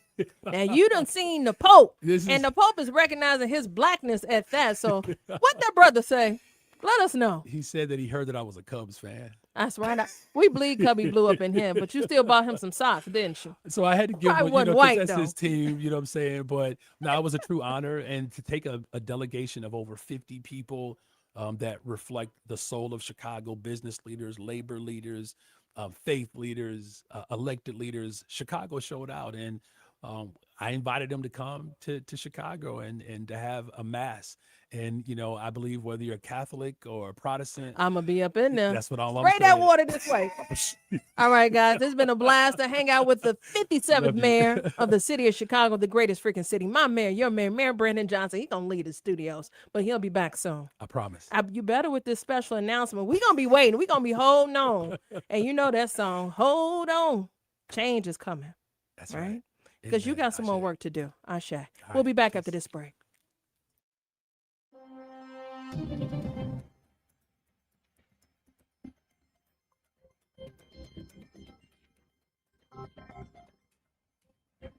Cloudy and humid, temperatures climbing into the low 80s. Good morning. I'm in Illinois, and here's what's happening. The filing petition deadline for the mayor's race is only 2.5 months away. Mayor Brandon Johnson has yet to announce his plans. This hour, Mayor Brandon Johnson in studio for an exclusive one-on-one with WVON's Cleopatra. He covers several key topics, starting out with Chicago's handling of thousands of migrants who were without notice dropped on Chicago's doorstep. Here are the two things that the city of Chicago did. We made sure that they had food to eat, of which we hired Black businesses to do it. Right? And we can name them. I mean, listen, 14 Parish, Raquel, she does an amazing job. She got $14 million. Her business thrived as a result of it. You know, Tory Barrett, he stepped up. Chris Harris, they stepped up. Millions of dollars to provide care. So we supported Black businesses to feed individuals who were sleeping on floors. And then the second thing that we did, we made sure that they had at least somewhere to sleep, right? Yeah. We didn't give them housing. It wasn't permanent housing. It was shelter, right? And the individuals that actually provided the care, over 55% of those who provided that care were Chicagoans. Now, tens of thousands of people were transformed into political pawns when they were bussed and flown from Texas to Chicago and other sanctuary cities across the country. Well, Illinois is expanding health and safety measures for women and survivors of domestic violence. Governor Pritzker signed 2 key pieces of legislation into law. The first bill, Senate Bill 3325, strengthens menopause education and training so that healthcare providers can give patients the information they need to navigate a truly important stage of life. Now, the new laws removes barriers as well to filing orders of protection, especially in this era of domestic violence relating to forms of technology. Well, construction on the new permanent Bally's Casino in River West is on hold. The company is disputing the city's push to allow video poker and other gambling devices at bars and restaurants. Aldermen were hoping that the gambling terminals would bring in more revenue for the city. However, Bally's officials say it could hurt their outlook. Now, despite the hold, the casino is expected to open on time in 2027. And the 27th annual Bud Billington Parade is now in the books. A historic parade and family picnic drew thousands to Bronzeville on Saturday. There were dozens of beautiful floats and marching bands. And of course, this is an election year, and there were a plenty of Chicago leaders who marched and greeted thousands. Governor Pritzker was one of them. The Bud Billington Day Parade is all about celebrating Black culture and history, and importantly about our kids and going back to school. And this is one of the ways in which we can at least say thank you to all of the families that live here and that are in this back to school period. And it's just an incredible celebration of Black Chicago. I would say represented this area. I've been almost every year. It's the largest African American parade in the entire country, and it's a celebration of our future and our kids. That was Christian Mitchell. He served as Illinois Deputy Governor from 2019 to 2023. He's now running as Governor Pritzker's running mate. Now, be sure to go to WVON's Instagram. There are plenty of posts about that magical day. Well, that's a look at our news now on 1690 WVON. Traffic and weather up next. WVON News Time, 10:33. When it comes to celebrating our Chicagoland communities, Wintrust is here for it. We're proud to support small businesses in our own backyards, like Anderson's Bookshops, with locations at 123 West Jefferson Avenue in Naperville and 5112 Main Street in Downers Grove. La Fruteria Incorporated, imported foods from Africa and the Caribbean, located at 8909 South Commercial Avenue in Chicago. Kitchen and Bath Authority, exquisite collections of bathroom accessories and more at 611 West Roosevelt Road in Wheaton. Maria Pappas with Black Houses Matter. We're up to way over 400 million here. Yeah, giving money back. How about that? People in Bellwood got 10 million, Broadview 6 million, Burnham 3 million, South Holland 17 million. The city of Chicago's up to $190 million that we have given back to African Americans. Who does that? Nobody does that but WVON. Cook County Treasurer Maria Pappas with Black Houses Matter, Monday mornings at 11:30 a.m. on the Talk of Chicago, 1690 WVON. What if you could have the most reliable fiber-powered Wi-Fi? And get this, what if you could keep it at the same price for 5 years guaranteed? Now through August 24th, new Xfinity customers can get our best price on gig Wi-Fi this summer before it disappears.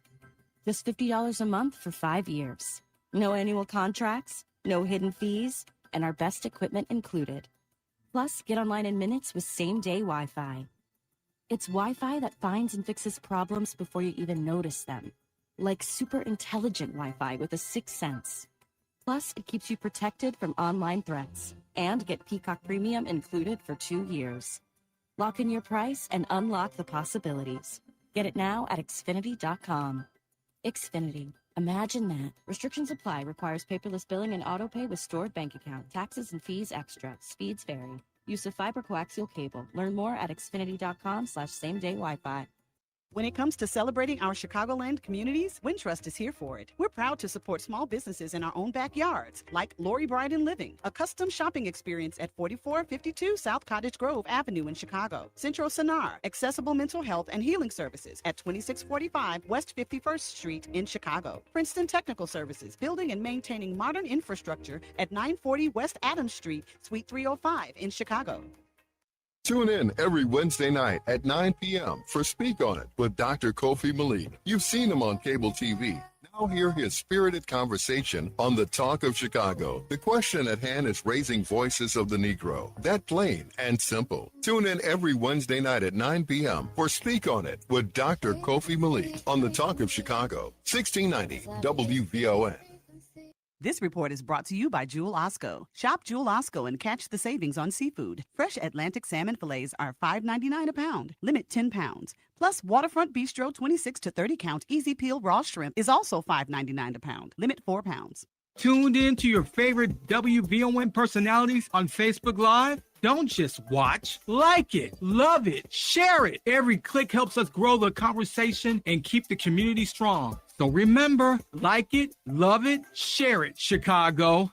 Summer is here, the season of sunshine, swimming, picnics, and the freedom to have fun and enjoy yourself. United Fidelity Bank believes freedom starts with smart savings. Whether you're hanging with friends and family or enjoying a summer night, your money should still be working for you. Open a United Fidelity Bank 18-month certificate of deposit with a 4.35% annual percentage yield. It's a simple, steady way to grow your savings, letting your money work for you. At United Fidelity Bank, they focus on you, your needs, your goals, your questions. Their personal service is something you will not find at a big box bank. Get the experience you need and the service you deserve. Stop by their Chicago flagship branch at 1701 West 87th Street to open your 18-month 4.35% APY CD today. Or visit UnitedFidelity.com. United Fidelity Bank, where your summer of smart savings begins. Rate subject to change at any time. CDs renew automatically to the standard rate and effect at the time of renewal, unless instructed otherwise. Member FDIC.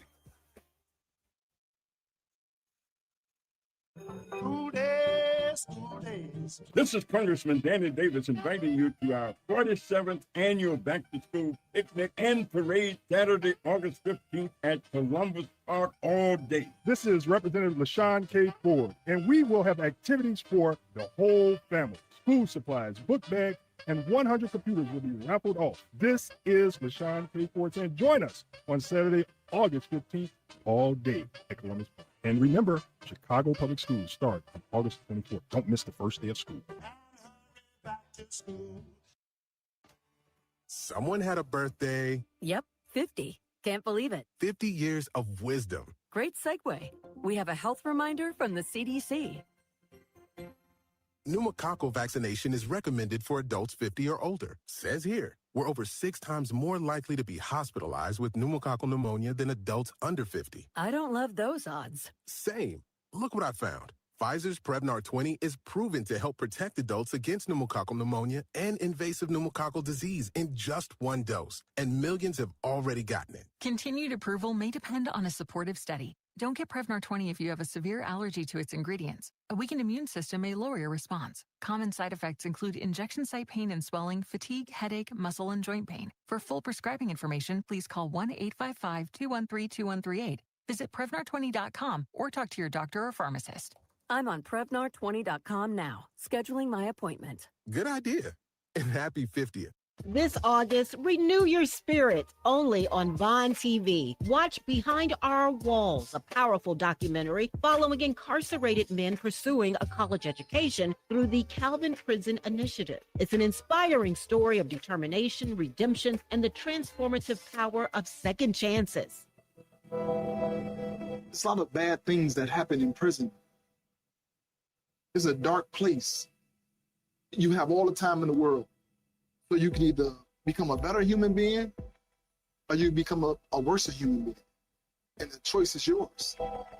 Then spend time with Serenity, Strength, and Style with Sylvia Ewing and friends. Uplifting conversations about wellness, self-care, resilience, and living with intention. August on Vine TV offers stories that stay with you long after they're over. Watch on Roku, Amazon Fire, Apple TV, the WVON app, or at Vaughn.tv. Vaughn TV, for the culture, by the culture.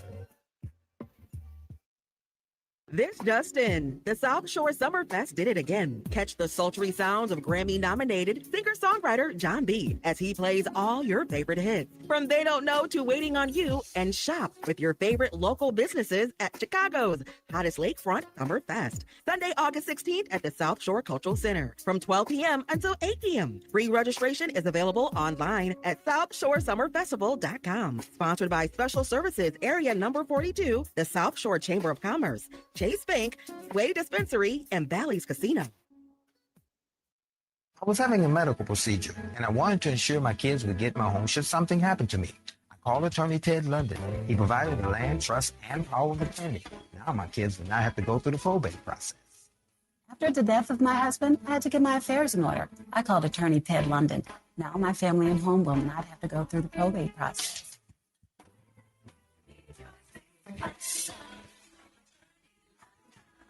773-721-3333. This report is brought to you by ComEd, powering lives. Here's a great savings idea. Did you know you've got the power to manage your energy? Yep, from usage alerts to energy saving programs and more. ComEd has all kinds of ideas to help you gain control over your energy saving costs. Find out more at ComEd.com/energy savings. Ada S. McKinley provides behavioral and mental health services at 4 Southside clinics. They serve people of all ages with a strong focus on therapy, counseling, and youth crisis. Their counselors and mental health professionals are well-trained and experienced in treating problems caused by emotional distress and or trauma. To schedule an appointment, call 312-761-1099 or visit adasmckinley.org. When it comes to celebrating our Chicagoland communities, Wintrust is here for it. We are proud to support small businesses in our own backyards, like Pies of London, authentic English savory meat pies made with the best ingredients, located at 1071 Rolling Road in Elk Grove Village. Pop-in Plates, kitchen rentals, catering, and classes at 64 Lester Road in Park Forest. And Fusion Beauty Academy, professional training for cosmetology and more, located at 18 Ohio Street in Joliet. Looking for a fun, free event the whole family can enjoy? Join Inside Hospital and Medical Center Chicago as we celebrate 5 years of serving our community with a community block party and health fair on Saturday, August 15th from 11 a.m. to 2 p.m. at 2525 South Michigan Avenue, formerly Mercy Hospital. Enjoy free food trucks and ice cream, music and entertainment, games and activities for all ages, free health screenings, wellness resources, and the chance to meet our expert providers. Bring your family, bring your friends, and celebrate with us. Admission is free. We can't wait to see you. Learn more at InsideChicago.com. That's InsideChicago.com. Someone had a birthday. Yep, 50. Can't believe it. 50 years of wisdom. Great segue. We have a health reminder from the CDC. Pneumococcal vaccination is recommended for adults 50 or older. Says here, we're over 6 times more likely to be hospitalized with pneumococcal pneumonia than adults under 50. I don't love those odds. Same.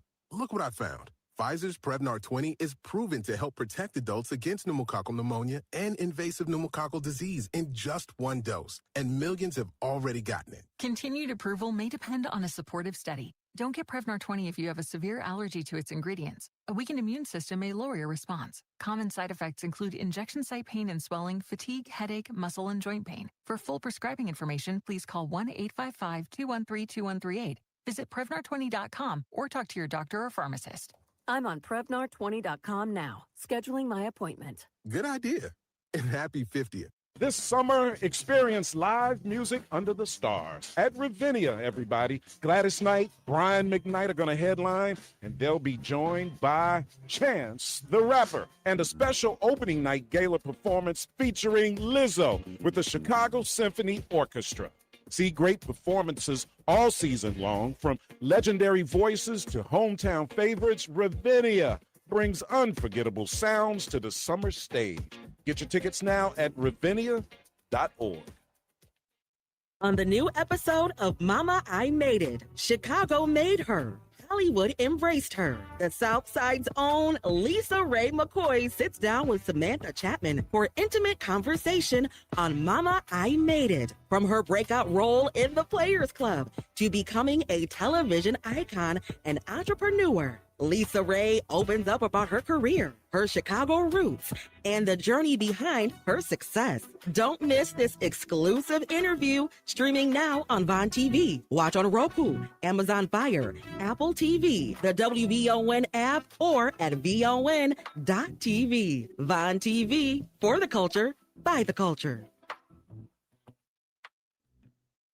Beauty is more than style, it's a story, and now you get to hear it straight from the source. Solo Beauty Supply presents the Hair Tour radio show, coming to WVON Saturdays at 2 p.m. From Chicago to the West Coast, top salon owners pull back the curtain on the business, the culture, and the grind behind the chair. From building brands to shaping communities, this is where beauty meets boss moves. Tune in, tap in, and take notes. The Hair Tour radio show, Saturdays at 2 p.m. only on WVON. This report is brought to you by Aleve. At some point, body pain may creep in and become your reality that day. But Aleve is here to help keep you moving forward. One pill gives you up to 12 hours of body pain relief. So don't let pain hold you back. Try Aleve today. Use as directed. And now back to the Cleopatra Show on the Talk of Chicago, 1690 WBON.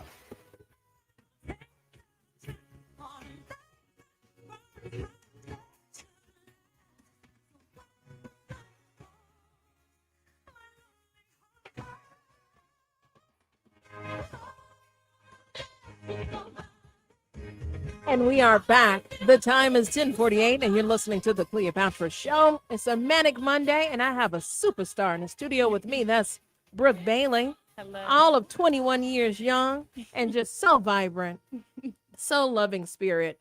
And so Los Angeles didn't bring that near orange in the studio, but all of this ray of sunshine. And you all heard it. That's Whitney Houston. And we are celebrating her heavenly birthday. She would have been 63, right? And I have a special announcement because you are the star of The Bodyguard. Indeed, I am. The Bodyguard is going to hit Broadway in Chicago at the James Nederlander Theater in April, but you are here because there's a special performance tonight. Indeed, there is. So talk to us, Brooke. Introduce yourself to our listening audience that is not just exclusive in Chicago. This is a national platform, so let them know who you are. Hello, I am Brooke Bailey. I'm 21 years old. I am originally from Granada Hills, California, and I couldn't be more excited to be on the radio tonight. There it is. So tonight you take the stage right here at Millennium Park alongside the other cast of the stellar stars that have come through the studio to hang out on the TCS. That's the Cleopatra Show. I've had every star on Broadway in Chicago this year, and you just topped the charts with The Bodyguard. Yes, thank you so much. So what are you going to perform tonight? Tonight, I will get the honor of singing I Want to Dance with Somebody. There it is. What a hit. Now, Yes. now what year was that made? Let me test your skills. Do you know? You wasn't born. Before I was born. I don't know if I was born. Was I born? Let us know, guys. 773-591-1690. We're going to do some Whitney Houston. What is it called when you want to go back in the book? You want to dig in the jar, the cookie jar of all of the Whitney Houston hits. I'm looking at my audio engineer, and he's going to pull out some, right? Okay. Some classic ones. I thought you would have said, I Will Always Love You. But, and you know, you don't want the audience in tears. No, you know. You want them in high spirits. Amen. Amen. You want them dancing along with me. So I want to dance with somebody. So how do you feel playing such an iconic role? Honestly, I feel eternally grateful and so excited to be able to portray Rachel Marin. She is not only a superstar on stage, but she gets to be a mother in the show as well and show such a strong, independent character that she is. And the toughest part is going to be turning over and showing that vulnerable side. But I'm excited to play such a strong female role. Yes, Rachel is the name, but everybody always says Whitney. But Whitney. you're right. You're right. You're right. But she was a mega star, right? And the vulnerability is her love within finding the bodyguard. So talk to us about your becoming, because I was asking you too. I've had stars as young as 18 coming here, right? Yeah. So you're 21 years young. And I was curious of how you got to stardom. Who discovered you? How did you come to be? Because you also were on Tina, and I've Yes. had the star of Tina, so that means Ah. we would have met when you were her understudy. Indeed, I was. So with Tina, I was actually scouted through my close friend. She had reached out to me and was personally friends with the casting director. And she was like, hey, I'm casting for this show. Would you be interested? And she let me know it was for Tina Turner. And immediately I was like, yes, I will do it because it's Tina Turner, the queen of rock and roll. So immediately I was sending in self-tapes, got the call back, flew to New York, and I booked the role a week later, and I went on tour, and that's where all of this started. And you were 20. I was 20, yes, at the time. And so I asked you, I said, your parents, do they tour with you? I just can't imagine my baby touring, was it 75 cities? Yeah. That is around there. huge. Yeah. That's a lot of responsibility. I Yeah. know big old age adults that can't handle that kind of responsibility. So talk to me. Are you saving your money? Are you fiscally responsible? What does your routine look like, darling? Of course, I'm being very financially responsible. I'm blessed to have that that I'm capable of doing that. If my mom could travel with me, trust me, she'd be in that suitcase.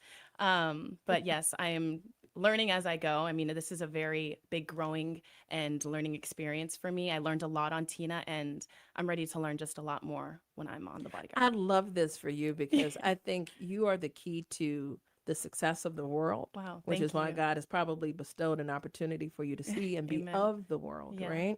So with that being said, your journey, because everybody is always asking, well, how are you discovered? When did you start to sing and or know that you could? Okay, this is actually a pretty funny story. So I started singing when I was in middle school, and at first, my mom was like, "You're gonna join the choir, and you're gonna do this, that, and the other." I was like, "Okay," but at first, I was a kid. You wanna do everything. There was culinary arts, there was drama, there was sports, and everything. So I was one that wanted to try it all. But it wasn't until 8th grade. I joined choir through middle school, and then in 8th grade, I actually got to sing a solo, and I picked "The Greatest Love of All" by Whitney Houston. And that was the first time I had gotten a standing ovation, and that's honestly when I knew, like, wow, this is actually something that I can pursue. So I sang through high school, and then after high school, went into college, and then that's when I heard about Tina. There it is, because some folks it is born in the church. Sometimes it is discovering in the shower, and here it is, Yeah. an opportunity in middle school that landed you to this trajectory. I think that that's wonderful. Yeah. So, what skills do you apply in terms of your practice? Because singing doesn't always translate into acting. So how did you discover that? Acting was actually something that came to me sporadically. I was in a lot of the musicals in my high school because I was like, I love singing and performing and being on stage. And if musicals was one way that I could get to sing, great. So then I kind of taught myself acting, and it was watching other people on stage, watching movies, and really diving into stuff like that and learning how to become a character. So it was more like a self-taught kind of thing, and I realized I actually really do like acting, and I like becoming a different character and taking on that role, and just turning into a different person is really fun. I feel that is so genuine about you, because some folks, they pursue careers that's just not for them, right? So you talked about the culinary, the this, the that, Yeah. but then, your mother, credit to your mom Amen. for seeing something Yes. that you didn't even know you had. So who in the family can sing? My mama. Oh, there it is. So she grew up singing in the church, and I always say, like, I get my voice from my mom because I'll hear her humming along and stuff, and I'm like, oh yeah, I got it from my mom. I used to think it was my dad because he's got the soul and stuff, but then you hear him, and I'm like, okay, maybe it's not my dad. It's definitely my mom. She grew up singing in church, and then she was the one who really pushed for me to just get on stage and do what she knew that I could always do.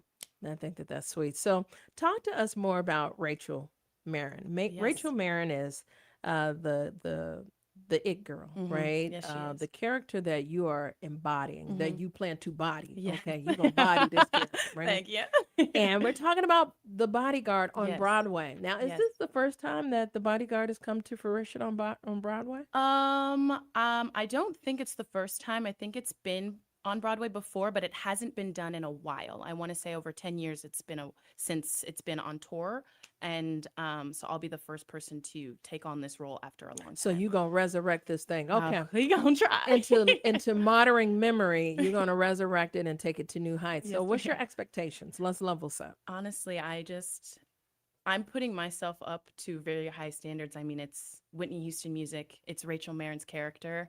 It's a completely new role to embody, and it's not just being a superstar diva on stage, but it's becoming a woman on stage, and it's growing into this character. And I expect to just really change. I expect to learn a lot about myself, a lot about Rachel, a lot about Whitney, and I just couldn't be more excited for the person that I'm about to become. Now you are all smiles, but as you are learning about Whitney, there's so many highs and so many lows. There has to be, yes. Right. And even with the highs and lows, I don't want to change and damper your spirit about it, but there's a lot of expectation that comes with the Whitney Houston, right?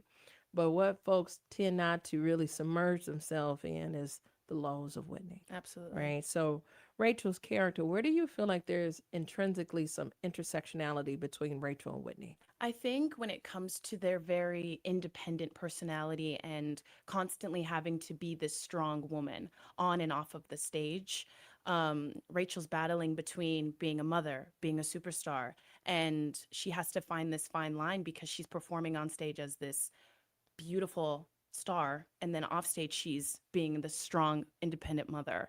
And I feel like with Whitney, it's the same thing. She was this strong, independent woman on this stage, but she was battling so many different things that went unseen and were seen.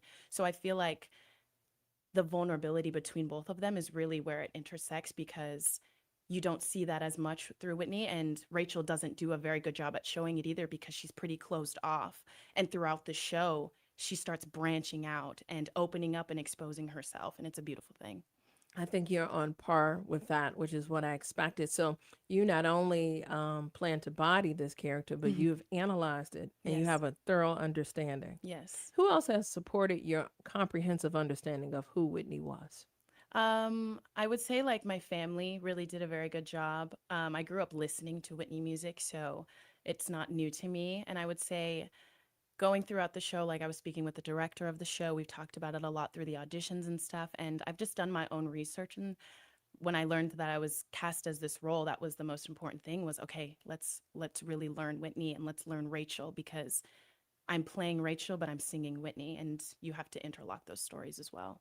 Now, give a special invite for those that, like myself, if I can make it, because I am a mom of 3. Okay. But and the youngest is 9 months. Oh, But I will gosh. try to make this adjustment because I'm curious. Are you all in some type of wardrobe? Are you all just yourselves on stage, and then you are giving your tribute song? And what way do you all show up at Millennium Park tonight? Tonight, you got to pick what you wore, and I decided to, since I'm singing I Want to Dance with Somebody, I tried to play homage to her, what she was wearing. So my hair is going to be similar to her, the curls are going to be out, and I decided to wear purple because that was her favorite color. It's going to be sparkly. So I'm going to be channeling Whitney, but embodying Rachel is going to Very be my main good. concern. So give an invite for those that are saying where we need to be tonight and what is going on, because it's not just you. It's No, how many different shows? I want to say 13 other shows are 13. going to be there So with the me. best of 13 from Broadway and Chicago will debut at Millennium Park, and I think I've had all 13 shows to be very, Wow. if I can be braggadocious in this Yeah. moment.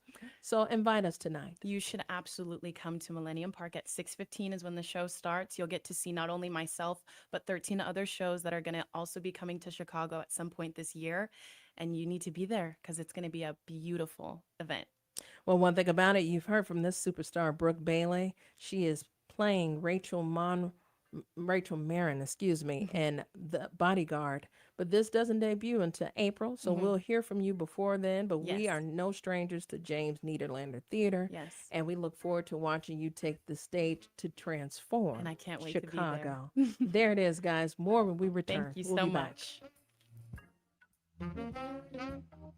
Cloudy and muggy, the National Weather Service on rain watch once again today on this Monday, August 10th, 2026. I'm Annette Florolina in the headlines.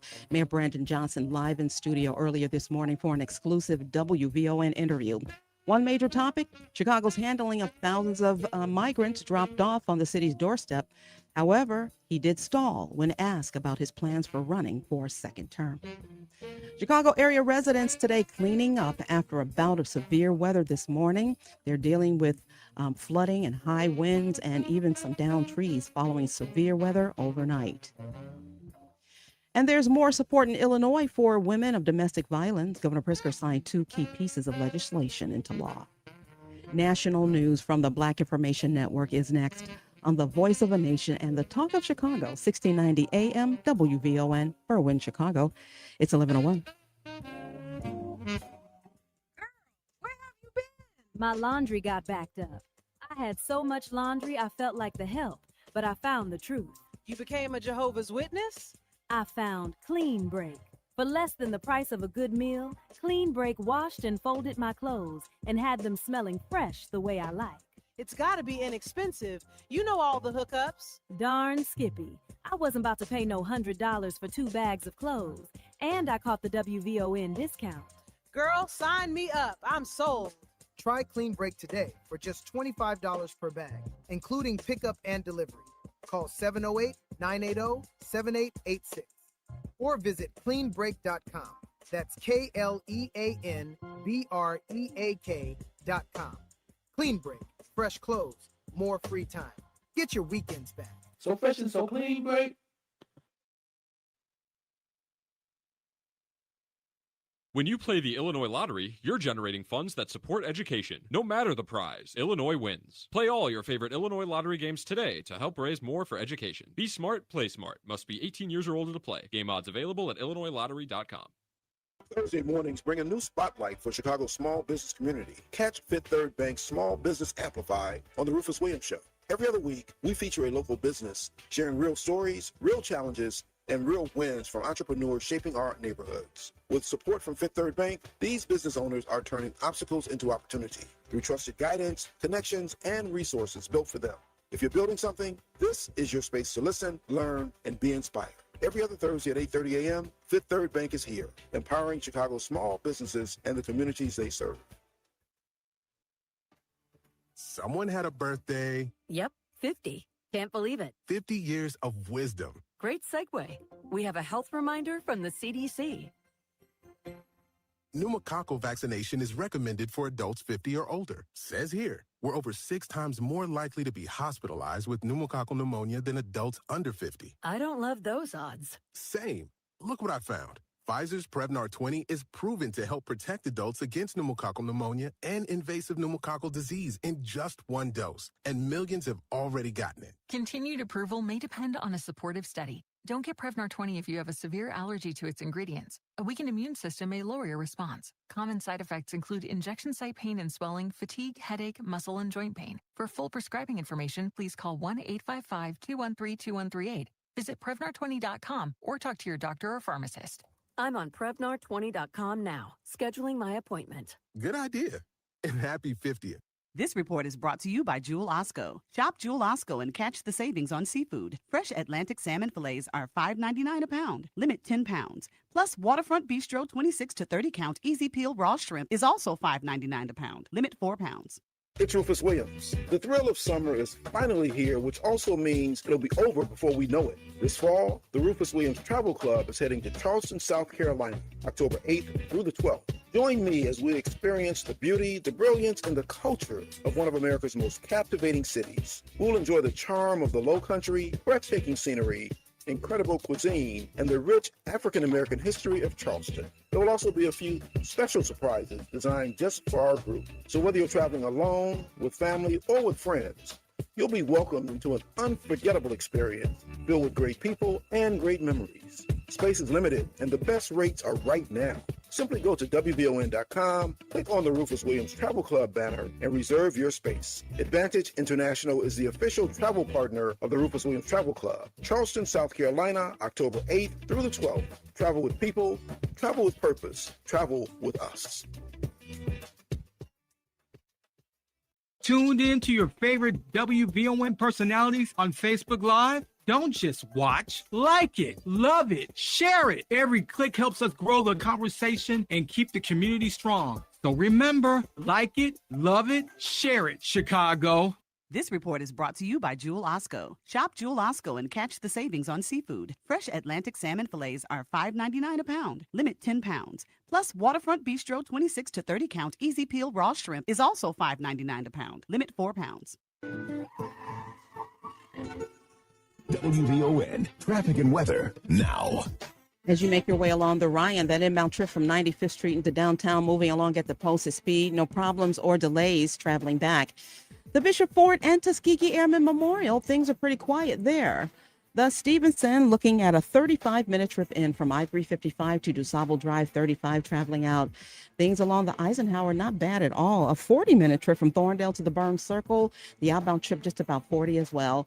And the Kennedy right now, not bad at all. As you make your way inbound from O'Hare to downtown, you're looking at almost a 24-minute trip. Slightly heavier, though, getting to the airport, 29 minutes. Taking a look at our weather, the National Weather Service says we could see more rain in our forecast. They're on rain watch. Right now, temperatures are still in the low 70s. It's pretty humid, though. We are looking at, as we get an update in real time, we are currently looking at 79 degrees at Midway. Is 79 at the Obama Presidential Library and 80 degrees here at the Talk of Chicago. That's a look at traffic and weather now. I'm in Illinois on the Talk of Chicago, 1690 WVON. Live from the Xfinity Studios at WVON, it's the Cleopatra Show on Chicago's essential storyteller, 1690 WVON. You ask four guys how it happened, you get 4 different versions. But this is where all of them start.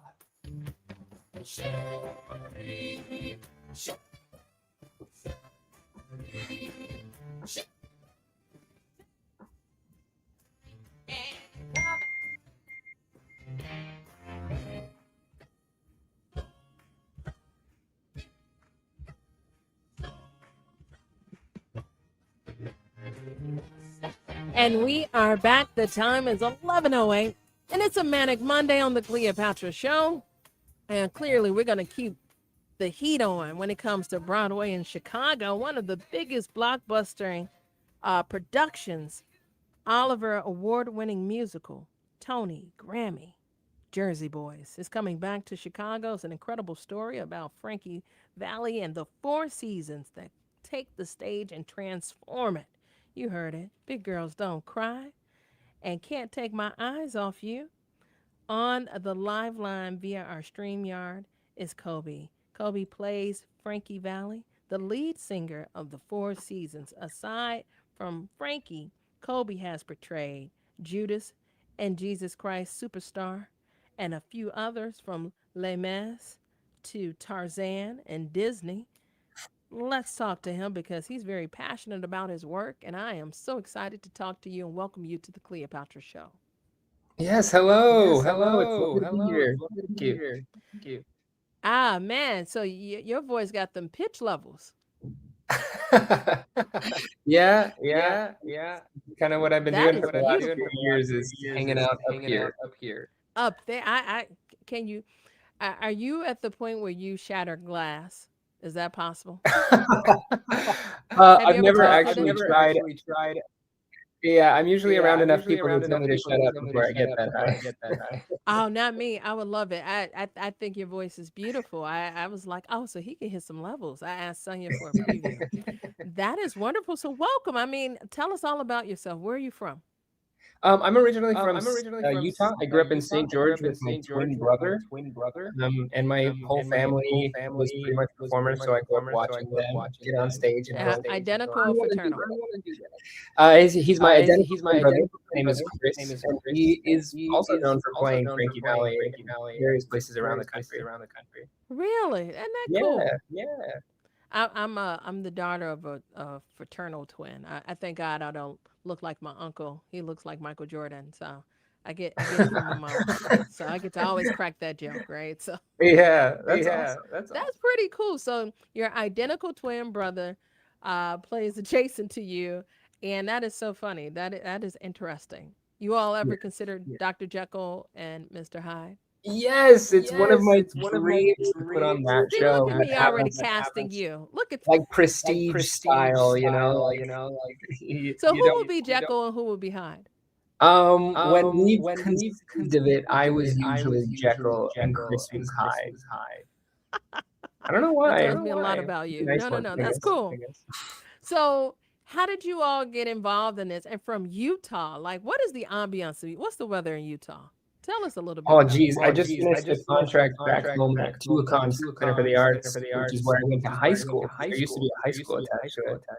And it is a desert. It is so hot. And I was in a leather jacket playing in Greece and singing and dancing with the sun coming down on me. Oh, God, so much. But I've lived in New York for the last 5 years and auditioning there, going from Utah to New York. That's what got me into the Jersey Boys world. 5 years ago That now. is such a polar opposite world, Utah to New York. Oh yeah, it was. Do you plan on going back home to live, or have you gotten a taste of the Big Apple and saying I'll visit Utah when necessary? The second option for sure. I'm sorry, am I echoing for you? I hope I'm not. But that Big Apple tastes so sweet, and you know what it is? It's the opportunity there. I love going home, and I love that I got to come home very recently before booking this gig, which will be away for a while. But yeah, I'm definitely a New York resident now who visits home every once in a while. There it is. So talk to us about Jersey Boys, because, for many of us, this will be new to us. And for those that love Broadway, they're excited for you all to come back. How many tour stops are you making and where? Where are the big hits? Oh, gee. I have not gone and counted yet because it's a lot. We're averaging a city per week, I would say. So there's a couple like one-night stops here and there. And there's a couple stops that are 2 weeks long, like Chicago, which we are visiting on my birthday. So I'm very excited about that. But we're also going to hit up the Pantages in LA. We're also going to do Providence, Rhode Island. I'm looking forward to that one because that's somewhere that I've spent a summer or two before. And yeah, a bunch of other places. I've recently went to Reno to check out that theater. That one's going to be super cool. I think there's probably about 40, give or take, stops in the tour. When is your birthday? Yeah. Sorry? When is your birthday? My birthday is 11/11, which is fun for twins. November. Actually, my youngest son was just born on the 5th. He's 9 months. That's my mom and her twin's birthday. So, Congratulations. Oh, thank you. Yeah, so I'll remember that 11/11. That's pretty cool. So you all will come to Chicago in November. And you're hanging out for 2 weeks, but you are doing some serious stops along the way. So spill a little tea. Give us some of the skinny. Have you met the original character? He's still alive. Have you spent any time with him? No, I keep trying to, and it's been 5 years of this.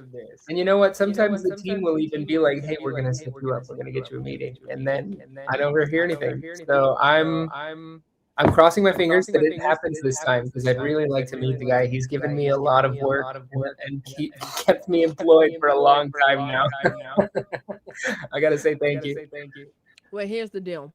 You're gonna take this clip, and we're gonna say, "Hey, Frank, we want you to meet Kobe. Kobe wants to meet you, and thank you for this amazing opportunity. What have you heard about him?" Because you've been studying him for some while. What do you Oh know? yes. Frankie's an interesting character because he's so driven. He always has been his entire life. He saw Frank Sinatra as a kid. He was like 7 years old, and he knew from that moment that this is what he wanted to do. And there's even a line in the show where he says, "Oh, I'm going to be bigger than Sinatra." And he's so driven that this story follows and watches him give up everything he loves around him to chase this dream because it's home for him.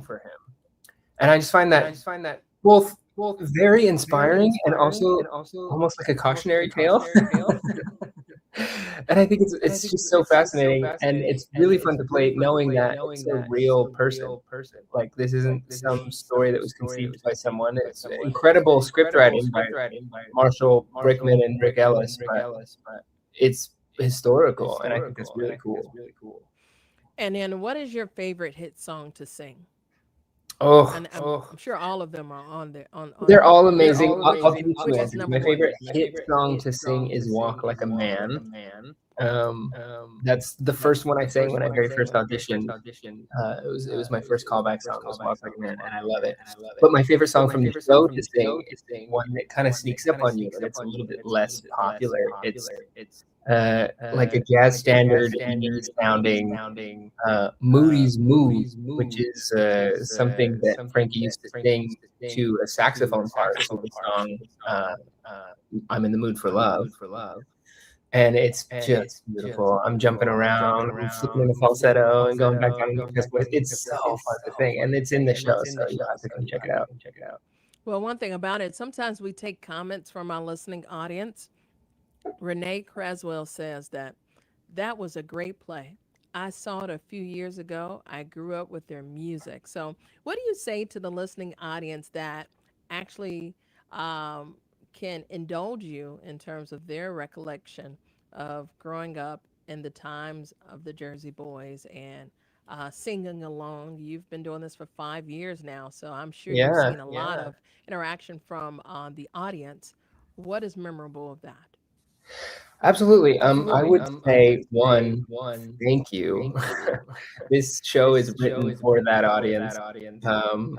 It's interesting enough and exciting enough for any audience, but it's really special to me when I get up there and I'm singing "Can't Take My Eyes Off of You," and I can hear the people in the audience singing along who got married to this song, who they maybe came and saw the show last year with their partner, and it was their song, and this year they might be coming alone, and they're remembering their partner now in that moment. I've experienced these things over the years, and it always it reminds me how important it is that we get to do the show for them. And so I thank them for supporting and keeping this music relevant and listening to it, because it's amazing to me.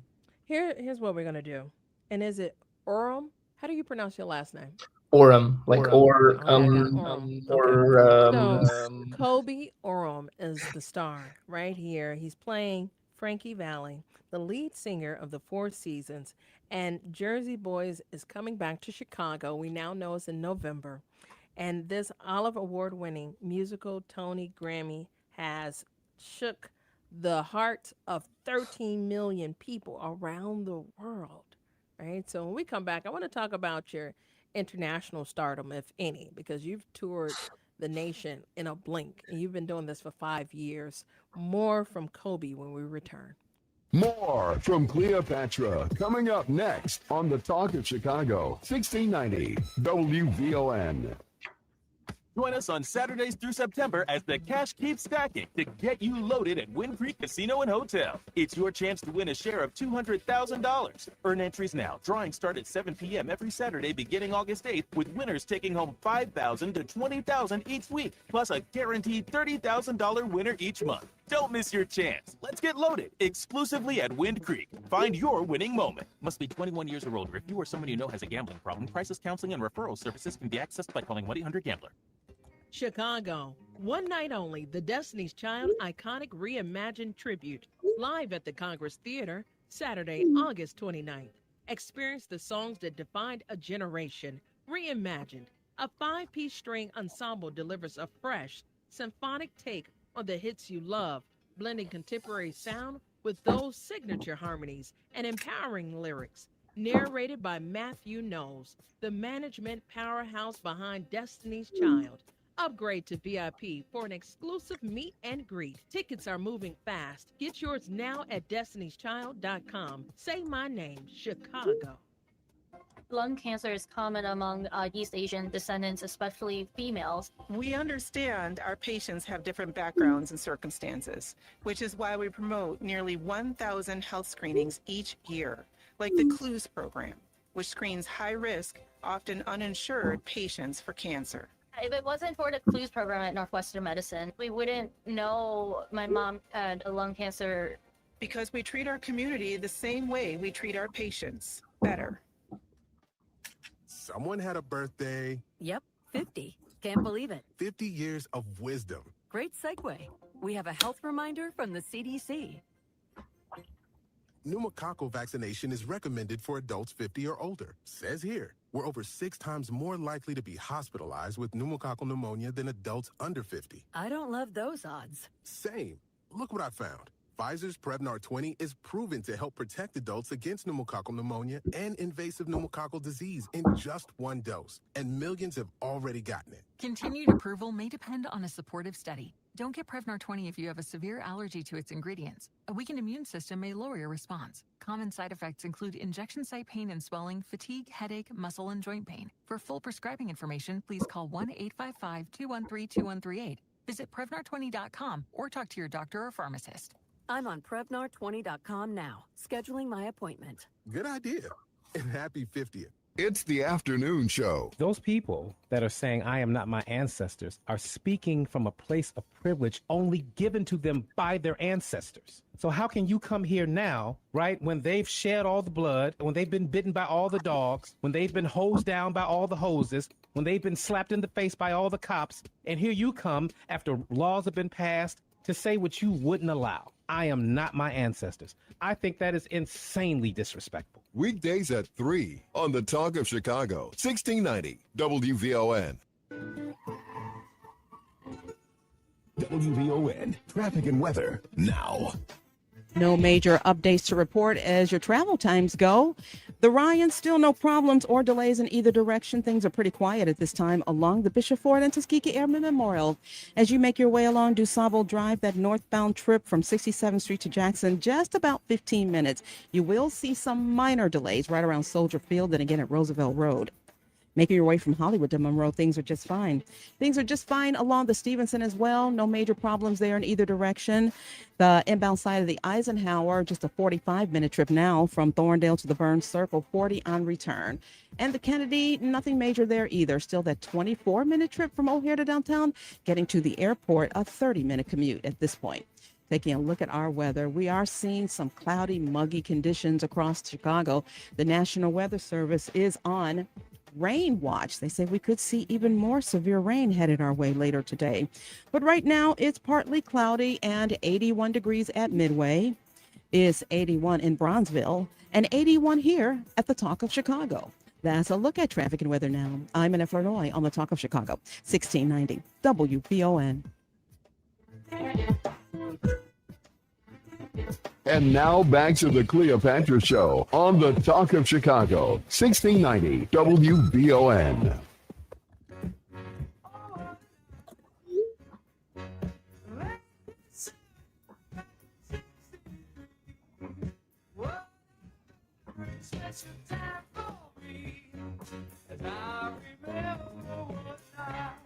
And we are back. The time is 11:24. It's a Manic Monday on the Cleopatra Show. And oh, what a night. That voice is Kobe Oram. He is the star. He plays Frankie Valli, the lead singer of the Four Seasons. And Jersey's Boys is coming back to Chicago, guys. Gonna check it out in November, but he's hanging out with us now. And I just want to ask about your international superstardom. This has transformed America. So where else have you taken it? I haven't taken it too far off the coast, but I did get to do this show on cruise ships for 4 years in a row as part of my journey. This is my 8th separate contract doing Jersey Boys, so it's been a lot of different things. But yeah, that cruise ship sailed to Mexico, so I guess I've done it in Mexico. At one point, we were over What in cruise line? Norwegian cruise line on the Norwegian Bliss. I was lucky enough to be in the closing cast for that ship as well, alongside my twin brother. We were actually there together. It was really cool. I think that is just so awesome. So, when you hear you sing, "Oh What a Night," what comes to you? I know you have many fond memories, but what comes to you, particularly with I've been in so many productions now that what I think I enjoy is audience participation when it's uninvited, unprovoked, right? Depending on how Yeah. they're moved. Well, that song's fun because it's sort of the bookend of the show. It opens the show, they do a French version of it, and then it plays after intermission as the entr'acte. After you hear Bob Gaudio sing it on the stage, and then at the end we bow to it as well. So it's a really special song for me. Every time that song comes on, I'm taken back to all the different places I've done this show with all the different casts that I've had, and I love it. I love all the memories, and I love that I've gotten to watch audience members, especially in the bow section, get up on their feet, dance into "Oh What a Night," and I don't have to act the smile that comes on my face in that moment. It's very like it brings me a lot of joy watching people jam to the Four Seasons. Well, I definitely appreciate our time together. I think you are stellar. I do hope you take this clip and send it to the one and only Frankie, if I may say. I'll get on that. I'll get on that. Get on that, and then I do wish you and your twin brother the best for that Dr. Jekyll and Mr. Hyde. I think that would be stellar. So we're gonna plant that seed, and then when you come here in Chicago in November, I'm gonna come check you out. How about that? Yes, please do. Stop by. We'd love to have you. Excellent, excellent. So please let the listening audience know Jersey Boy the musical is coming to Chicago, and give them an invite.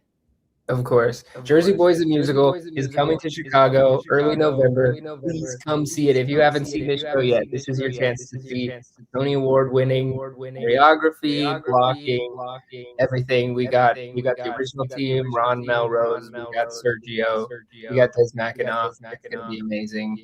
Come check us out. And thank you so much for having me on the Cleopatra Show. It's been a pleasure. Absolutely. Let this not be the last. Your future is very bright, and I see the talent. I can't wait to meet you. All right. Have a good one. Thank you. You too. All right, guys. Listen, it has been an awesome day, a manic Monday, if I may say, on the TCS. We opened up with the 57th mayor of the city of Chicago, of the greatest freaking city, my mayor, your mayor, Mayor Brandon Johnson. And he hung out with us for quite some while, right? And we asked some real questions. See, that's how we do this, right? That journalistic integrity is intact. And one thing about it, Chicago, he has your back. And we're going to have him back too when he decides to announce. He hasn't officially announced. I tried to get it out of him, and you all did too. But one thing about it, what you did put in him was the seed of support. And for those that had a critique or two, we heard that as well. And he was also reflective, right? I want to give a big ups to the young superstar that came into the studio. She's playing the historic, iconic role of bodyguard, and that's Rachel Monroe. And I think Marin, I think that is important to highlight this young lady as she is on her way to superstardom, 21 years young, and she's about to transform the stage. Miss Brooke Bailey, that's going to be key.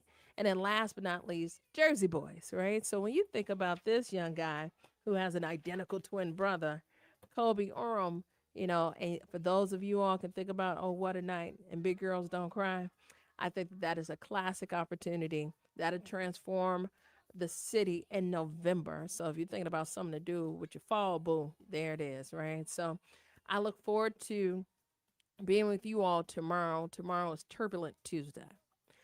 And the heat of the night, the swearing in of Todd Blanche as Attorney General, how this is going to shape America and how he's planning to break America in the same breath. It's going to be one for the times. So we're going to unpack that and more. Plus, there was another hanging in Mississippi of another young Black woman found hanging. We're going to cover that exclusively. Something's happening in Mississippi, and the strange fruit are bearing some foreign leaves, and something doesn't pass the smell test. We're going to get down to the bottom of that on the TCS. So I look forward to being with you all only on the Cleopatra Show at 9 a.m.